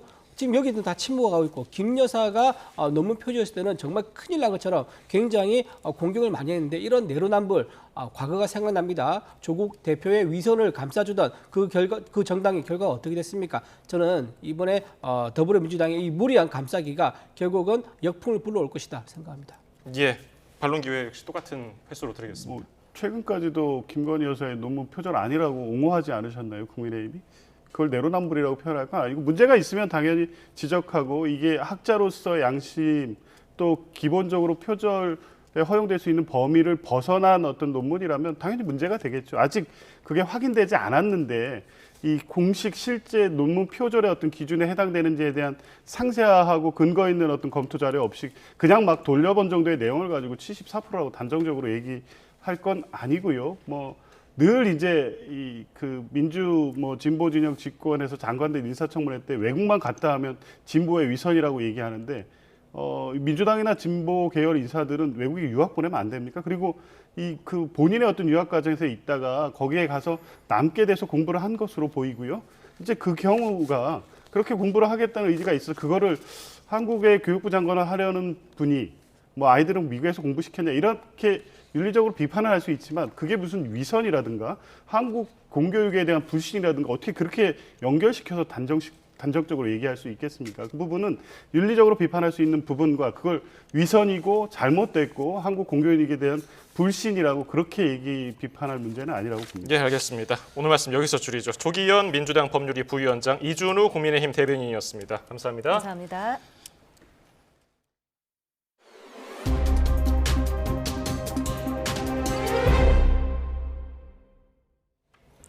신종 마약을 액상 전자담배에 주입해 국내에 몰래 들여오려던 국제 마약 조직 일당이 붙잡혔습니다. 해외 마약 중간 경유지에서 체포돼 실제 밀반입으로 이어지지는 않았는데 이들은 강남 일대에서 수사기관에 걸리지 않는 마약이라고 소개하며 유통망을 준비해온 것으로 드러났습니다. 이종원 기자입니다.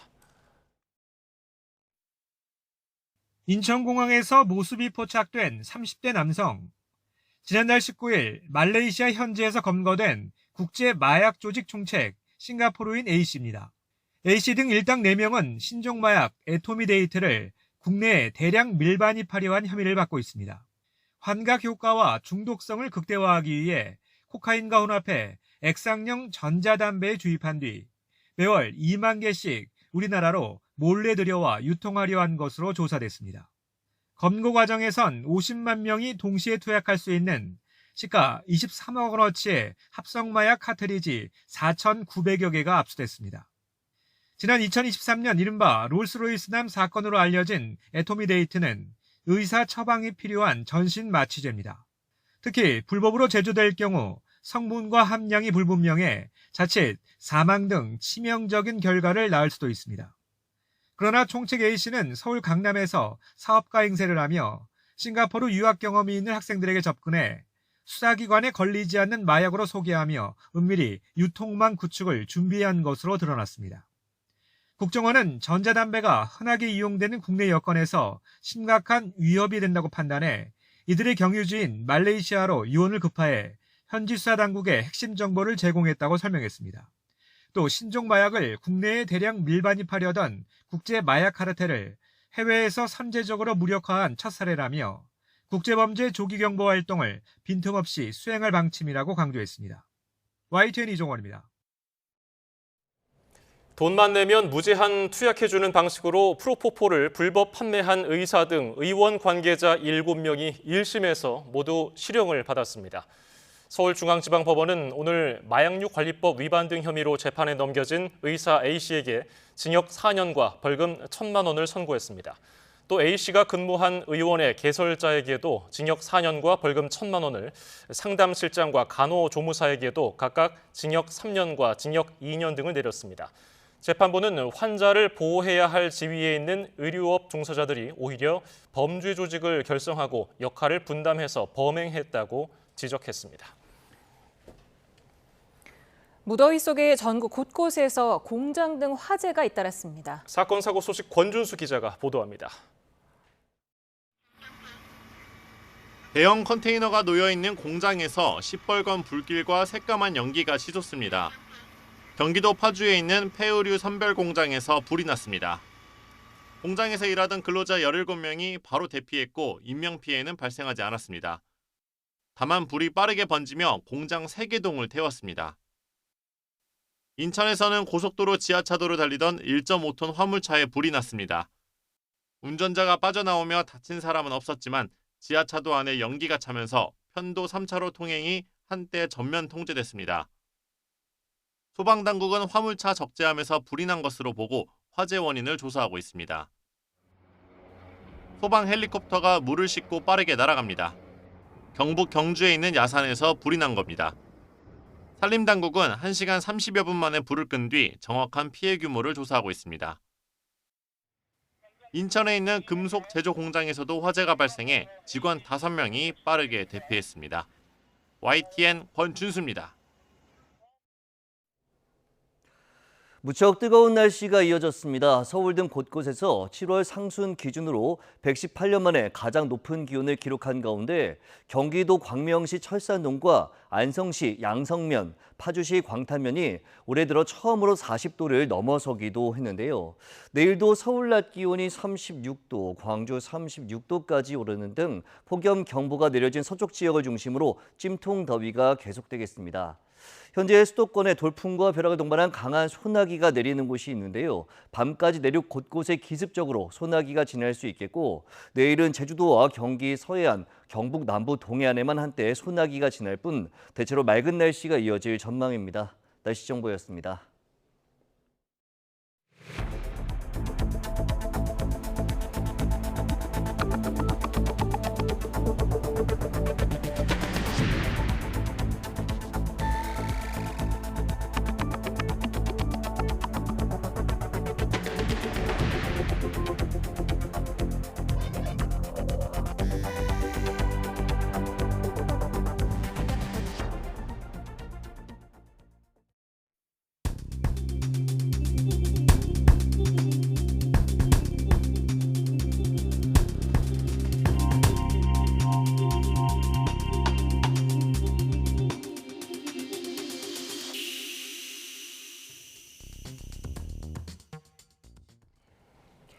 오늘 서울의 낮 기온이 38도에 육박했습니다. 7월 상순으로는 118년 만에 가장 심한 폭염으로 기록됐습니다. 서울 도심은 땡볕 아래 타는 듯이 달아올랐는데 그늘과 지면 온도가 무려 26도가량 차이가 났습니다. 김민경 기자입니다.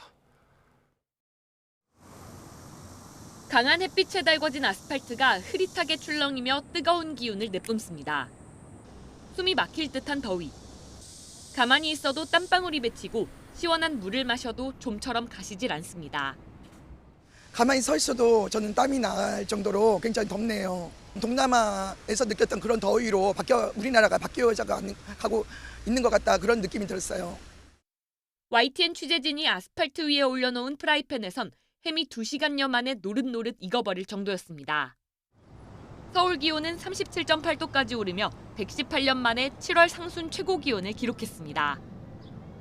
광진구와 동작구는 39.6도, 구로와 용산, 동대문, 강남구도 39도를 넘겼고 경기 광명 철산동과 파주 광탄면, 안성 양성면은 올해 처음 40도를 넘어섰습니다.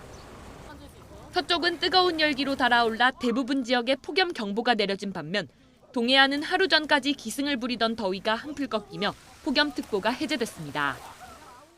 바람의 방향이 동풍으로 바뀌면서 서쪽 지역은 산맥을 넘어 뜨거워진 바람까지 더해져 열기가 한층 심해진 겁니다. 광화문 광장의 표면 온도를 재보겠습니다. 오후 1시 기준 땡볕 아래에서는 50도에 육박했습니다. 하지만 바로 옆 그늘로만 이동해도 표면 온도는 33도 정도로 확연히 낮아집니다.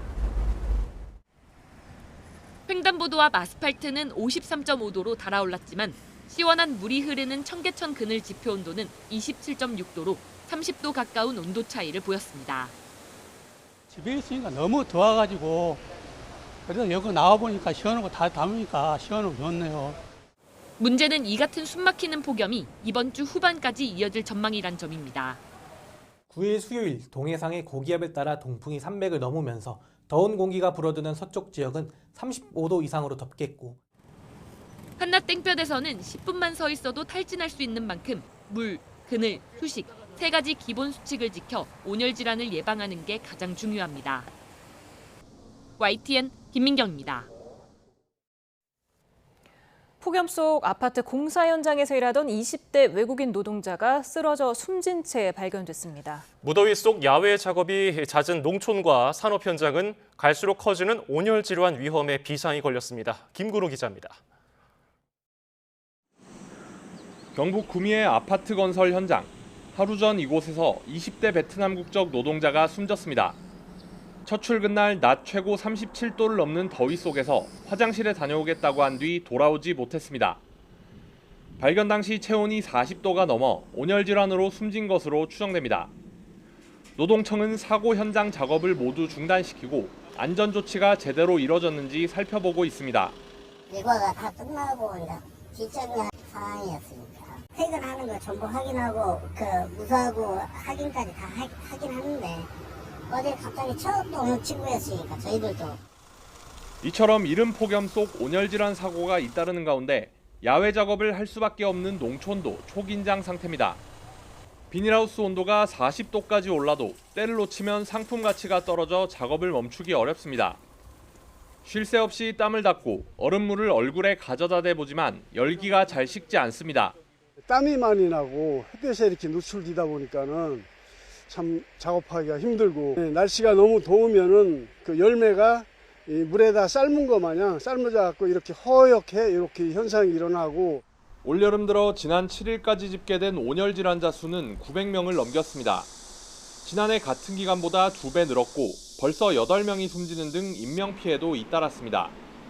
사람 잡는 폭염은 더 길어질 거로 예보된 가운데 작업을 멈추기 어려운 산업 현장과 농촌의 우려도 깊어지고 있습니다. YTN 김근우입니다. 폭염경보가 내려진 충남에서도 온열 질환으로 인한 사망자가 나왔습니다. 오늘 오후 1시 반쯤 충남 공주 의당면에서 논에서 일하던 90대 어르신이 심정지 상태로 발견됐습니다. 의료진은 사인을 열사병으로 추정했고 이에 따라 전국 온열 질환 추정 사망자는 8명으로 늘었습니다. 폭염의 전력 수요가 급증하자 한국전력이 7월에서 9월까지 2만 5천여 명의 인력을 투입해서 비상근무 체계에 들어갑니다. 한전은 나주 본사 재난종합상황실에서 전국 15개 지역본부가 동시에 참여하는 전력수급 비상훈련을 비상근무의 일환으로 실시했습니다. 이번 훈련은 열돔 현상과 태풍 북상, 태양광 발전 저하 등 가상 시나리오를 바탕으로 진행됐습니다. 한국전력은 특히 지난 4월에 스페인과 포르투갈에서 벌어진 대정전 사고처럼 전력망에 순간적인 전압 강화가 발생하는 상황을 가정한 뒤에 위기에 대응하는 조치 사항들을 점검했다고 설명했습니다. 네, 이렇게 더위가 덮친 가운데 서울 서남권 그리고 서부권에는 오늘 오후부터 호우주의보가 확대 발령됐습니다. 서남권 지역, 양천구와 강서구, 구로구, 영등포구, 동작구, 관악구, 금천구이고 추가된 서부권 지역은 은평구와 종로구, 마포구, 서대문구, 중구, 용산구입니다. 기상청은 오늘 낮 기온이 크게 오른 가운데 대기가 불안정해지면서 서울 곳곳에서 강한 소나기 구름이 만들어지고 있고 이 지역에는 시간당 50mm 이상의 물폭탄이 쏟아지고 있다고 밝혔습니다. 예, 이 정도의 비는 한두 시간 집중 시에 침수와 범람 등의 피해가 발생할 수 있어서 주의가 필요한데요. 이 특보 지역에는 오늘 저녁 무렵까지 돌풍과 벼락을 동반한 시간당 30mm 안팎 이상의 강한 비가 내리겠고 최고 60mm의 비가 국지적으로 이어질 전망입니다. 네, 그리고 조금 전에 또 추가 속보가 들어왔는데요. 서울 성산, 증산, 오목 지하차도가 통제됐습니다. 다시 한번 전해드립니다. 서울 서남권에 내려진 호우주의보 탓에 네, 다음 소식입니다. 내란 특검 수사를 받는 윤석열 전 대통령이 내일 두 번째 영장 실질 심사를 받습니다. 윤 전 대통령은 이번에도 법원에 직접 출석하는데요. 내일 밤이나 모레 새벽쯤에 구속 여부가 결정됩니다. 권민석 기자의 보도입니다. 불구속 상태로 재판과 수사를 받아온 윤석열 전 대통령이 다시 구속 갈림길에 섭니다. 서울 서부지방법원에서 첫 영장 심사를 받은 이후 172일 만이고 서울구치소에서 풀려난 지 123일 만입니다. 구속 전 피의자 신문 장소는 중앙지법으로, 영장 청구 주체는 공수처에서 특검으로 바뀌었습니다. 윤석열 전 대통령에 대해 직권남용 권리행사 방해죄 등으로 서울중앙지법에 구속영장을 청구하였습니다. 윤 전 대통령은 계엄 전 국무회의에 특정 국무위원만 소집해 다른 장관들의 심의권 행사를 방해한 혐의를 받습니다. 또 최초 계엄 선포문의 하자를 보완하려고 허위 계엄 선포문을 추가 작성하고 군 주요 인사의 비화폰 정보 삭제를 경호처에 지시한 혐의도 있습니다. 오후 2시 15분부터 남세진 부장판사 심리로 진행되는 영장실질심사엔 윤 전 대통령이 직접 출석합니다. 지난 1월에도 40분간 자기 변론을 펼쳤던 만큼 재차 특검 수사의 부당성과 불구속 필요성을 강조할 것으로 보입니다. 내란 수괴 혐의로 구속됐던 윤 전 대통령은 이번에도 영장이 발부되면 넉 달 만에 다시 구치소에 갇히게 됩니다. 사안이 중대하고 다툴 혐의도 많아 두 번째 구속 여부는 늦은 밤이나 새벽에 결정될 예정입니다. YTN 권민석입니다. 경찰은 내일 윤 전 대통령의 구속영장 실질심사에 대비해 경력 2천여 명을 배치하고 불법 폭력 행위에 무관용 원칙으로 엄정 대처하겠다고 밝혔습니다. 서울경찰청은 영장 발부 여부가 완전히 종료될 때까지 서울중앙지법 주변에 기동대 30개 부대와 안전펜스 등 차단 장비 350여 점을 배치해 총력 대응할 계획입니다. 체포영장과 공개 소환 등을 두고 사사건건 기싸움을 이어왔던 특검과 윤석열 전 대통령 측이 이번에는 법정에서 맞붙습니다. 관련자들의 진술 변화를 토대로 증거인멸 가능성을 강조하는 특검과 구속 필요성이 부족하다는 윤 전 대통령 사이 치열한 법리 다툼이 예상됩니다. 김철희 기자가 보도합니다. 윤석열 전 대통령을 2차례 소환 조사한 조은석 특검은 충분한 증거를 확보했다며 혐의 입증과 구속영장 발부에 자신감을 내비쳤습니다. 특히 관련자들의 진술이 윤 전 대통령 측 영향을 받아 조금씩 바뀌었다는 점을 강조해 증거인멸 가능성을 부각한다는 계획입니다. 특검은 구속영장 청구서를 통해 김성훈 전 경호처 차장이나 강희구 전 대통령실 부속실장의 진술이 윤 전 대통령 변호인 입회 여부에 따라 뒤바뀌었다는 점을 설명하기도 했습니다. 또 윤 전 대통령이 여러 차례 수사기관의 출석 요구에 불응하며 사법 시스템에 대한 불신을 드러내는 등 도망갈 염려가 크다는 점 역시 특검의 주요 공약 대상입니다. 반면 윤 전 대통령 측은 특검이 주장하는 직권남용 등 혐의가 성립하지 않고 구속 필요성 자체도 떨어진다고 맞서고 있습니다. 구속이 취소된 뒤 형사 재판에 성실히 출석했고 특검 소환 요청에도 모두 응했던 만큼 신병 확보까지 나아갈 이유가 없다는 취지입니다. 성실성껏 다 답변을 하셨고요. 나름대로는 충실하게 조사를 잘 받았습니다. 당연히 적법한 소환에는 출석을 하실 겁니다. 이를 법원에 충실히 전달하기 위해 김홍일, 배보윤, 송진호, 김계리 변호사 등 변호인단뿐 아니라 윤석열 전 대통령도 직접 법정에 출석합니다. 윤석열 전 대통령 재구속 여부에 따라 향후 수사 주도권은 물론 특검 수사 성패까지 갈릴 가능성이 커 법정에서도 한치 양보 없는 창과 방패에 치열한 수싸움이 예측됩니다. YTN 김철입니다. 김건희 여사 관련 의혹을 수사하는 민중기 특검팀이 공천 개입 의혹과 관련해 전방위 압수수색을 벌이며 수사를 본격화했습니다. 삼부토건 주가 조작 사건에 대해서는 연일 관계자들을 부르며 속도를 내고 있습니다. 안동준 기자입니다. 국민의힘 윤상현 의원의 국회 사무실에 수사관들이 들어갑니다. 김건희 특별검사팀이 윤석열 전 대통령과 김 여사의 공천 개입 의혹 수사를 위해 압수수색에 나선 겁니다. 압수수색은 윤 의원 사무실을 비롯해 김영선 전 의원, 김상민 전 부장검사의 자택과 사무실 등 10여 곳에서 동시다발 진행됐습니다. 특검은 그동안 공천거래, 부당한 선거 개입과 관련한 많은 의혹이 장기간 제기되어 온 만큼 신속하게 사건의 진상을 규명할 필요가 있다고 판단하고 지난 2022년 국회의원 재보궐선거 당시 국민의힘 공천관리위원장이었던 윤 의원은 지난해 공개된 윤석열 전 대통령과 명태균 씨 사이 통화에 등장하며 논란이 됐습니다. 김 전 의원은 지난해 총선을 앞두고 원래 지역구이던 창원 의창 대신 김해 갑에 출마한 것을 두고 김건희 여사가 영향력을 행사했다는 의혹을 받고 있습니다. 창원 의창에 김상민 전 검사가 출마하는 대신 김 전 의원의 김해갑 출마를 제안한 게 아니냐는 겁니다. 특검이 압수물 분석과 관련자 소환 조사 등을 신속히 진행하겠다고 밝힌 만큼 압수수색을 기점으로 김 여사의 공천 개입 의혹에 대한 수사도 본격화할 전망입니다. 특검팀은 수사 관련 자료를 제출받기 위해 경찰청 국가수사본부에 대한 압수수색도 진행했습니다.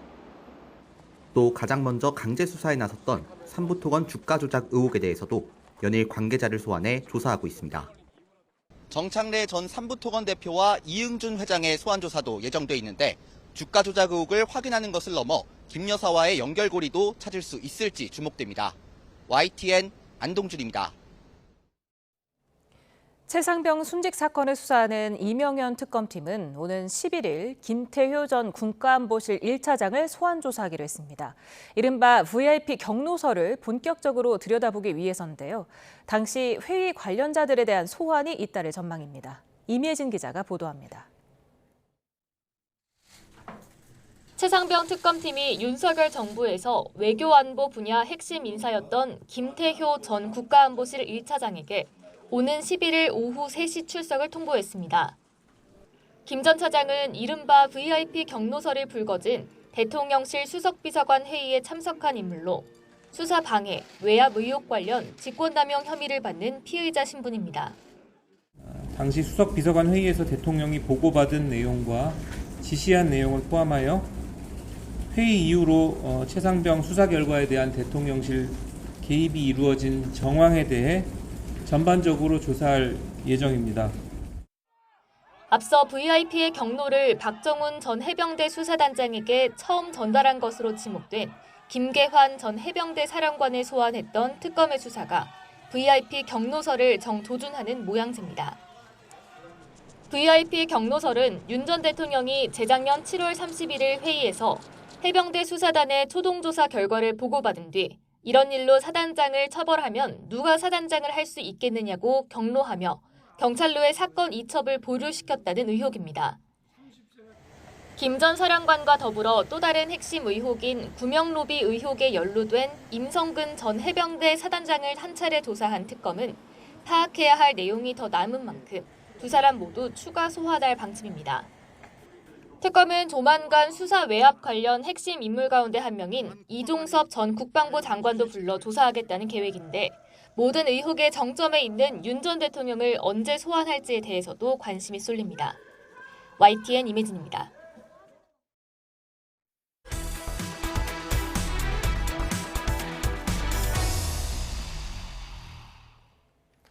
미국의 8월 1일 관세 부과 방침에 대통령실은 긴급 관계부처 회의를 열고 대응책을 논의했습니다. 조속한 협의보다는 국익 관철이 더 중요하다는 원칙을 확인했는데 막판까지 치열한 협상이 예상됩니다. 강진원 기자입니다. 트럼프 미국 대통령의 관세 서한이 이재명 대통령에게 발송되자 대통령실도 긴박하게 움직였습니다. 정책실장 주재로 관계부처 대책회의를 긴급 소집했습니다. 외교부와 산업통상자원부 고위 당국자는 물론 경제성장수석과 안보실 3차장 등 대통령실 핵심 참모들이 총 출동했습니다. 각 부처 등이 파악한 대미 관세 협상 상황과 쟁점을 공유하고 대응 방안을 논의한 겁니다. 대통령실은 일단 애초 9일부터 적용될 예정이던 미국의 25% 상호 관세 부과 시점이 8월 1일로 미뤄진 건 다행이라고 평가했습니다. 새 정부 출범 이후 시간이 굉장히 촉박했던 것에 미루어 관세가 인상이 되는 최악의 상황을 면한 것으로 보고 추가로 확보한 3주 남짓한 기간 동안 관세율을 최대한 끌어내리는 걸 목표로 대미 설득 작업에 힘을 쏟기로 했습니다. 다만 시간에 쫓겨 무리한 합의를 하지 않겠다는 뜻은 분명히 밝혔습니다. 김용범 정책실장은 조속한 협의도 중요하지만 국익을 관철하는 게 더욱 중요한 가치라며 협상의 기본 원칙을 제시했습니다. 미국과 팽팽한 줄다리기를 예고한 것으로 풀이됐는데 미국을 방문한 위성락 안보실장도 힘을 보탰습니다. 협상 파트너인 마르코 루비오 미 국무장관을 만나 한미동맹에 기초한 발전적 협의를 강조했습니다. 이른 시일 안에 한미 정상회담을 열어 양국 간 여러 현안을 논의하자고도 했는데 미국 측은 이에 공감하면서도 구체적인 회담 일정에 대한 답을 아직 주지는 않은 것으로 알려졌습니다. 대통령실은 위성락 안보실장이 귀국하면 정책실과 안보실 공동으로 회의를 열어 경제와 외교, 안보 등 여러 방면을 고려해 대미 관세 협상 전략을 마련하겠다는 계획입니다. YTN 강준원입니다. 미국의 상호 관세 부과 소식에 여야는 상반된 입장을 내놨습니다. 더불어민주당은 다음 달 1일까지 미뤄진 것에 방점을 찍었고 국민의힘은 골든타임을 놓쳤다며 조속한 한미회담 개최를 촉구했습니다. 박희재 기자입니다. 다음 달 1일부터 상호관세 25%를 부과하겠다는 미국 트럼프 대통령의 서한에 야당인 국민의힘은 신중함 속에도 이재명 정부의 외교 정책에 날을 세웠습니다. 자주파 국정원장의 반미이력 총리, 대북 송금 사건 변호인이 국정원 핵심이라며 불필요한 오해가 쌓이면 대외 리스크가 된다고 주장했습니다. 또 관세 협상을 주도하던 최상목 경제부총리를 탄핵하려다 골든타임을 넘겼다면서 위기 원인은 민주당이라고 직격했습니다. 국민의힘은 남은 20여일 관세 뒤집기를 위한 총력전을 펼쳐야 한다면서 조속한 한미 정상회담도 촉구했습니다. 미국의 경고장은 발송됐고 데드라인을 향한 초시계가 돌기 시작했습니다. 이재명 정부가 보낸 시그널은 이렇습니다. 한미 회담은 오리무중이고 중국 전승절 참석은 검토한다. 관세 문제는 경제와 안보까지 결부된 고차 방정식인 만큼 집권 여당인 더불어민주당은 공개 언급을 자제하는 분위기입니다. 대통령실과 정부가 앞장서는 상황에서 국익 최우선이라는 원칙 아래 일단 관망하는 겁니다. 다만 당 핵심 관계자는 YTN 통화에서 협상 시간을 3주 벌었다는 점, 일본과 관세율 차이가 없다는 점에 의미를 두며 힘을 실었습니다. 8월 1일까지 일단은 유예된 것이기 때문에 그 유예된 기간 안에 그 최선을 다해서 우리의 국익을 지키기 위한 협상들을 이어가겠다는 기본적인 원칙만 갖고 있습니다. 여당 일각에선 사전 협의도 없이 동맹의 관세 폭탄이 떨어졌다면서 트럼프 대통령의 경제 갑질에 단호히 맞서야 한다는 목소리도 나왔습니다. 국경 앞에서 정쟁은 멈춘다는 말에 야당도 공감하고 있지만 관세 해법을 두고 정부 여당과 온도차가 극명해 남은 3주간 갑론을박이 계속될 것으로 보입니다. YTN 박희재입니다. 트럼프 미국 대통령이 상호관세 부과를 추가로 유예하면서 우리나라는 3주라는 협상 시간을 벌었습니다. 당장 관세 25%가 매겨지는 최악의 상황은 피했지만 남은 3주 동안 해결해야 할 과제가 수두룩합니다. 최하영 기자입니다. 예상했던 대로 트럼프 미국 대통령이 우리나라에도 상호관세 청구서를 들이밀었습니다. 애초 90일 동안의 유예를 끝내고 9일부터 상호관세 25%를 매길 예정이었지만 다음 달 1일부터 부과하겠다고 밝히면서 우리나라는 3주가량 협상 시간을 벌게 됐습니다. 추가로 시간을 준 건 더 좋은 협상안을 가져오라는 압박과 동시에 타결 의지를 드러낸 것으로 풀이됩니다. 당장 관세 폭탄은 피했지만 3주 동안 갈 길이 멉니다.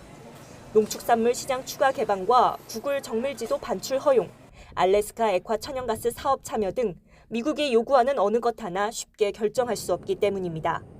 이 과정에서 국민을 얼마나 설득하느냐도 관건입니다. 더욱이 미국이 상호관세와 별개로 품목관세에 강경한 입장을 보이는 것도 걸림돌입니다. 자동차, 철강, 그다음에 특히 한국은 반도체도 앞으로 지금 품목별 관세 부과가 예정되어 있는데 이런 것들은 협상이 생각보다 조금 더 어려워진 측면이. 이에 미국을 방문 중인 여항구 통상교섭본부장은 하워드 러트닉 상무부 장관과 만나 한미 간 제조업 협력을 강조하면서 이를 위해 최종 합의에 품목관세가 반드시 포함돼야 한다고 강조했습니다. 이와 함께 정부는 자동차, 철강 등 국내 업계와 긴급 점검 회의를 열고 대응 방안도 논의했습니다. 국익 최우선 원칙 하에 우리 기업의 불확실성과 피해를 최소화하기 위해 최선을 다하겠습니다. 제한된 시간 안에 협상을 타결해야 하는 부담이 더 커진 가운데 여 본부장은 본격적으로 협상을 가속화해 착륙 지점을 찾아야 할 때라고 밝혔습니다. YTN 최하영입니다. 미국 트럼프 정부의 상호관세 서한에도 코스피가 2% 가까이 올라 3,100대를 회복했습니다. 예상을 밑도는 영업실적이 발표된 삼성전자도 0.5% 하락에 그치며 선방했습니다. 손효정 기자입니다. 3,070선에서 상승 출발한 코스피는 정규장 내내 강세를 이어갔습니다. 1.8% 뛰어오른 3,114로 거래를 마치며 그동안 반납했던 상승분을 가져왔습니다. 코스피가 3,100대를 회복한 건 3거래일 만입니다. 개인 투자자가 2,500억 원대 매도 우위를 보였지만 외국인과 기관이 각각 2,400억 원, 200억 원 넘게 순매수하며 지수 상승을 이끌었습니다. 2분기 잠정 실적이 반토막난 삼성전자 주가도 0.5% 하락에 그치며 6만 전자를 유지했습니다. 영업이익이 시장 전망치를 한참 밑돌았지만 4조 원 가까운 자사주 취득 계획이 내림폭을 만회한 것으로 분석됩니다. 시가총액 상위 기업 가운데 SK하이닉스가 급등해 28만 원대에 올라섰고 은행, 증권 관련 주들도 강세를 보였습니다.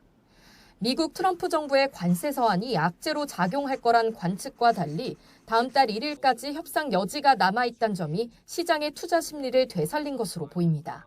3주 안에 또 우리 정부와 미국 정부가 잘 협의를 하면 관세율이 더 낮아질 수 있다는 그런 기대감이 붙었고, 그리고 25% 이상은 안 가겠구나 이렇게 이제 생각을 했기 때문에 그럼 더 나쁠 건 없겠구나.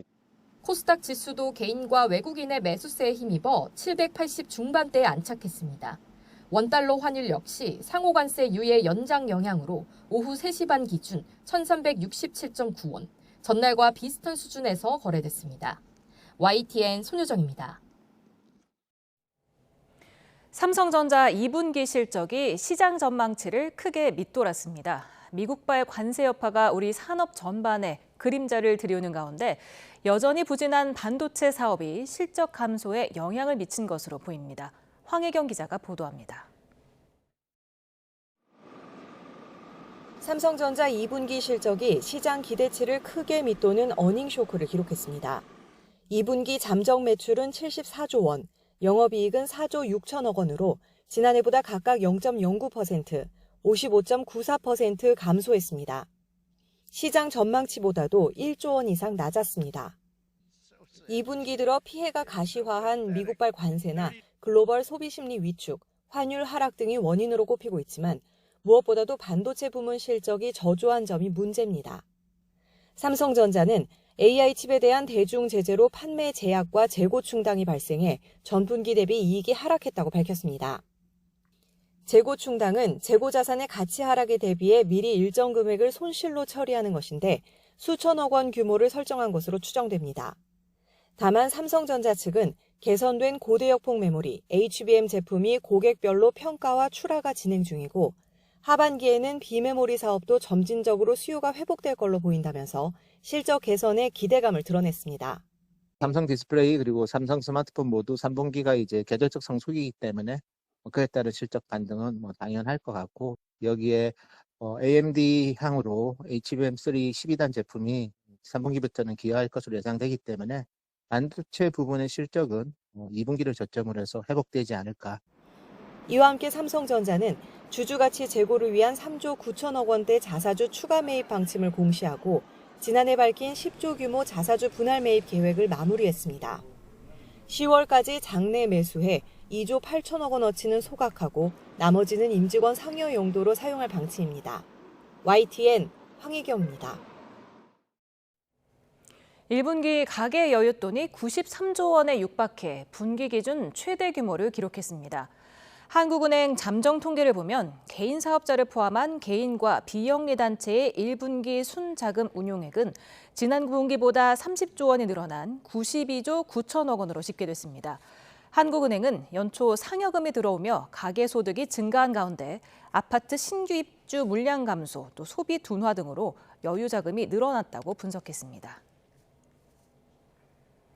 고 이건희 삼성 선대 회장이 별세하면서 삼성 일가에 상속된 서울 이태원동 단독주택이 최근 228억 원에 매각됐습니다. 1976년 지어진 이 주택은 지난 2010년 9월 이 선대 회장이 세한미디어 주식회사로부터 82억 8,470만 원에 사들였습니다. 매각하면서 생긴 시세 차익은 145억 원 수준으로 추정되는데 아직 등기가 완료되지 않아 매수자가 개인이란 점과 거래 중개를 강남과 송파구의 중개사가 했다는 점 외에 구체적인 사항은 확인되지 않았습니다.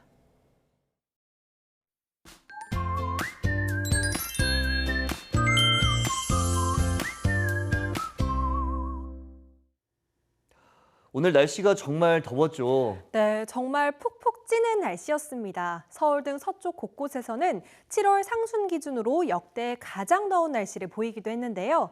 내일도 서쪽을 중심으로 가마솥처럼 펄펄 끓는 더위가 이어지겠습니다. 네, 내일 서울 낮 기온이 36도, 대전 35도, 광주 36도 등 폭염 경보가 내려진 서쪽 지역은 35도 안팎까지 기온이 크게 치솟겠습니다.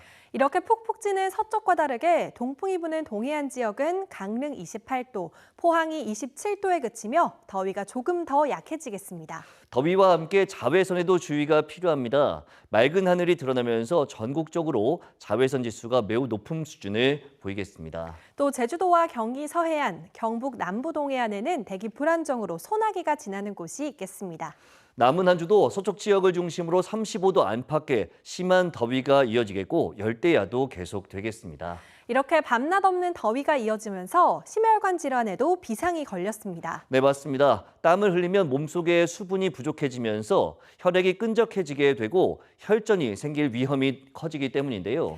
이럴 때 차가운 커피나 청량 음료 등 카페인 음료를 마시게 되면 이뇨작용으로 인해 몸속 수분이 더욱 부족해질 수 있습니다. 따라서 이런 음료보다는 미지근한 물을 자주 마시도록 신경 쓰시는 것이 좋겠습니다. 날씨 캔버스의 김수연, 이혜민이었습니다. 뉴스 플러스 마칩니다. 고맙습니다.